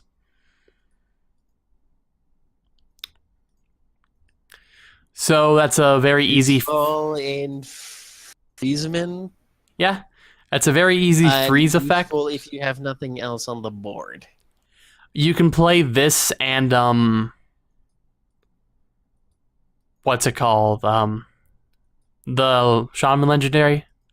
Yeah, I know what you're talking about. Yeah, you can play both of them on the same turn because they have low enough cost. So you can basically get an entire copy of your hand or of your board in your hand. So that's cool. Yeah. Next. Play it in the freeze decks. Then we got Night Howler. Whenever this minion takes damage, gain +2 attack.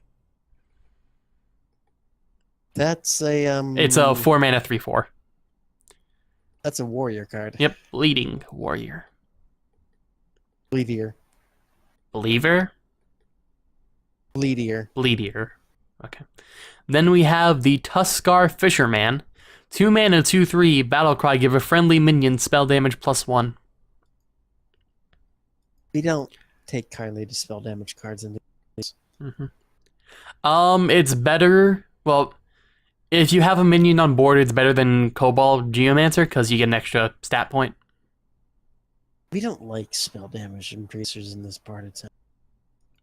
Yeah, we definitely don't like them. Yeah. It's not good. 2/2/3, not bad. Spell damage irrelevant. Spell damage can be somewhat relevant. Irrelevant. I mean, back when Back when, not now. No. Spirit Claws was a thing. Yeah, it was a thing. Otherwise, yeah. Then we got Veer Ghoul. 3 mana 3/1 Death Rattle. If it's your opponent's turn, summon a 2/2 Ghoul. Seriously, with these things, it's fine, whatever. It's fine. Not horrendous, but not too good either. Maybe if it was an elemental or something. Then we have Bloodworm, 5 mana 4/4 beast with lifesteal. So you'll run it in Control Warrior, Control Hunter, cause it's a beast and Health. Yep. health's kind of nice. It's okay. Especially since Hunter really hasn't had a way to peel up since forever. Which was another... But what about the notorious Hunter card? Healing Herb. That's not a thing. Anyway, that's another thing that was holding Control Hunter back. So maybe Control Hunter might be a thing. Yeah, the one, maybe possibly 2 out of 28 cards. 30 cards. Healbot was the thing, so whatever. Anyway, then we have Grave Shambler, 4 mana 4/4. Whenever your weapon is destroyed, gain +1/+1. No. It's also an elemental. Whatever. Pretty meh. Not relevant. No. And we have Grim Necromancer. 4 mana 2/4. Battlecry, summon 2 1/1 skeletons. So it's kind of like Violet Teacher, except you get the minions up front, but it also doesn't scale as highly as Violet Teacher. I mean, no one played Violet Teacher for the fucking stats on Violet Teacher. They played it for the generation of the cards. Minions. Yeah, this is not good. Yeah, no. It's an arena card. As per usual. Then we have Spellweaver, 6 mana 4/4 with spell damage +2.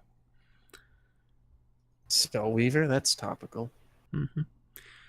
Also, spell damage is shit. 6 mana 4/4 for that shit? No. Like, if you want spell damage +2, you run the 4 mana 2/2. If you want good stats with spell damage, then you run the 3/7. This is just bleh. Next. We got Venomancer, 5 mana 2/5 with poisonous. 5 mana 2/5 poisonous. Potential. It'll usually survive 1 attack, so it gets more poisonous procs off, but eh? I don't think it's that great, but it's got potential. Like, I would still just run a snail over this thing. Like, closest thing to it is Venomous Cobra, which is a 3 mana 2/3, so for 2 extra health, you're paying 2 more mana. That's not very good. None. Then we have the Tainted Zealot, 2 mana 1/1 Divine Shield, spell damage +1. Seriously, just stop. I mean, like, Cobalt Geomancer is a thing, so if you would... I mean, if you're running Divine Shield for something and also want spell damage, why not? Yeah, why not? I mean, it's better than Cobalt Geomancer for that one specific thing, but otherwise it's bleh. Next. Wretched Tiller, 1 mana 1/1. Whenever this minion attacks, deal 2 damage to the enemy hero. So it's like that one card from Yu-Gi-Oh! Dino size. I mean, the damage that deals doesn't scale with dino size. I know. Alright, cool. Still. I mean, you run it in an aggro deck, I guess you can deal 3 damage to its base, whatever. Then we have Acherus Veteran. 1 mana 2/1, Battlecry, give a friendly minion +1 attack. Why? Like Abusive Sergeant, except the +1 attack is permanent. Well, Abusive gifts too. Plus, it also has an extra attack over Abusive Sergeant, so, yeah. Yeah, so that's fine. I mean, before the nerf, right? After the nerf. I don't remember. Regardless, whatever. It used to be a 2/1, it's 1/1 now. Anyway, yeah. You might run it in an insanely aggro deck. And we have Scalemancer. 5 mana 2/2, Death Rattle. If it's your opponent's turn, summon an 8/8 skeleton. Alright. A lot better. Yeah, so you basically just put that on the board and wait till Buff you're... it a little. I mean... Make it so that AoE is a lot less enticing. Yeah. This is good. This is a good card. Mm-hmm. This is like the fucking... whatever 1/1 that summoned a 4/4 from Old Gods. Or is it a 5/5? I don't remember. It summoned a Regardless, 5/5. Twilight Summoner. Yeah, that's it. Next. Yeah, this is nice. Makes board clears a lot less enticing, so you buy like a token deck and then you have a resilient board. That's nice. Then last card, Wicked Skeleton. 4 mana, 1/1, Battle Cry, gain +1/+1 for each minion that died this turn. So you follow up a board clear with this and have a fun time. It's got potential in a lot of things. Tokens and board clears and lots of AoE 3s. And yeah, there's some shit that could be done. I get it. It's a thing that does stuff. It's not new, but yeah, I like it. Yeah. And that is all the cards. Fuck you. Gladly. So, overall, Mage is looking best as per usual. I don't know, Shaman's pretty good. I mean, Mage and Shaman, which is nothing new. Warrior got stuff. Rogue Hero is great. Warlock got a few droplets of hope. It has potential.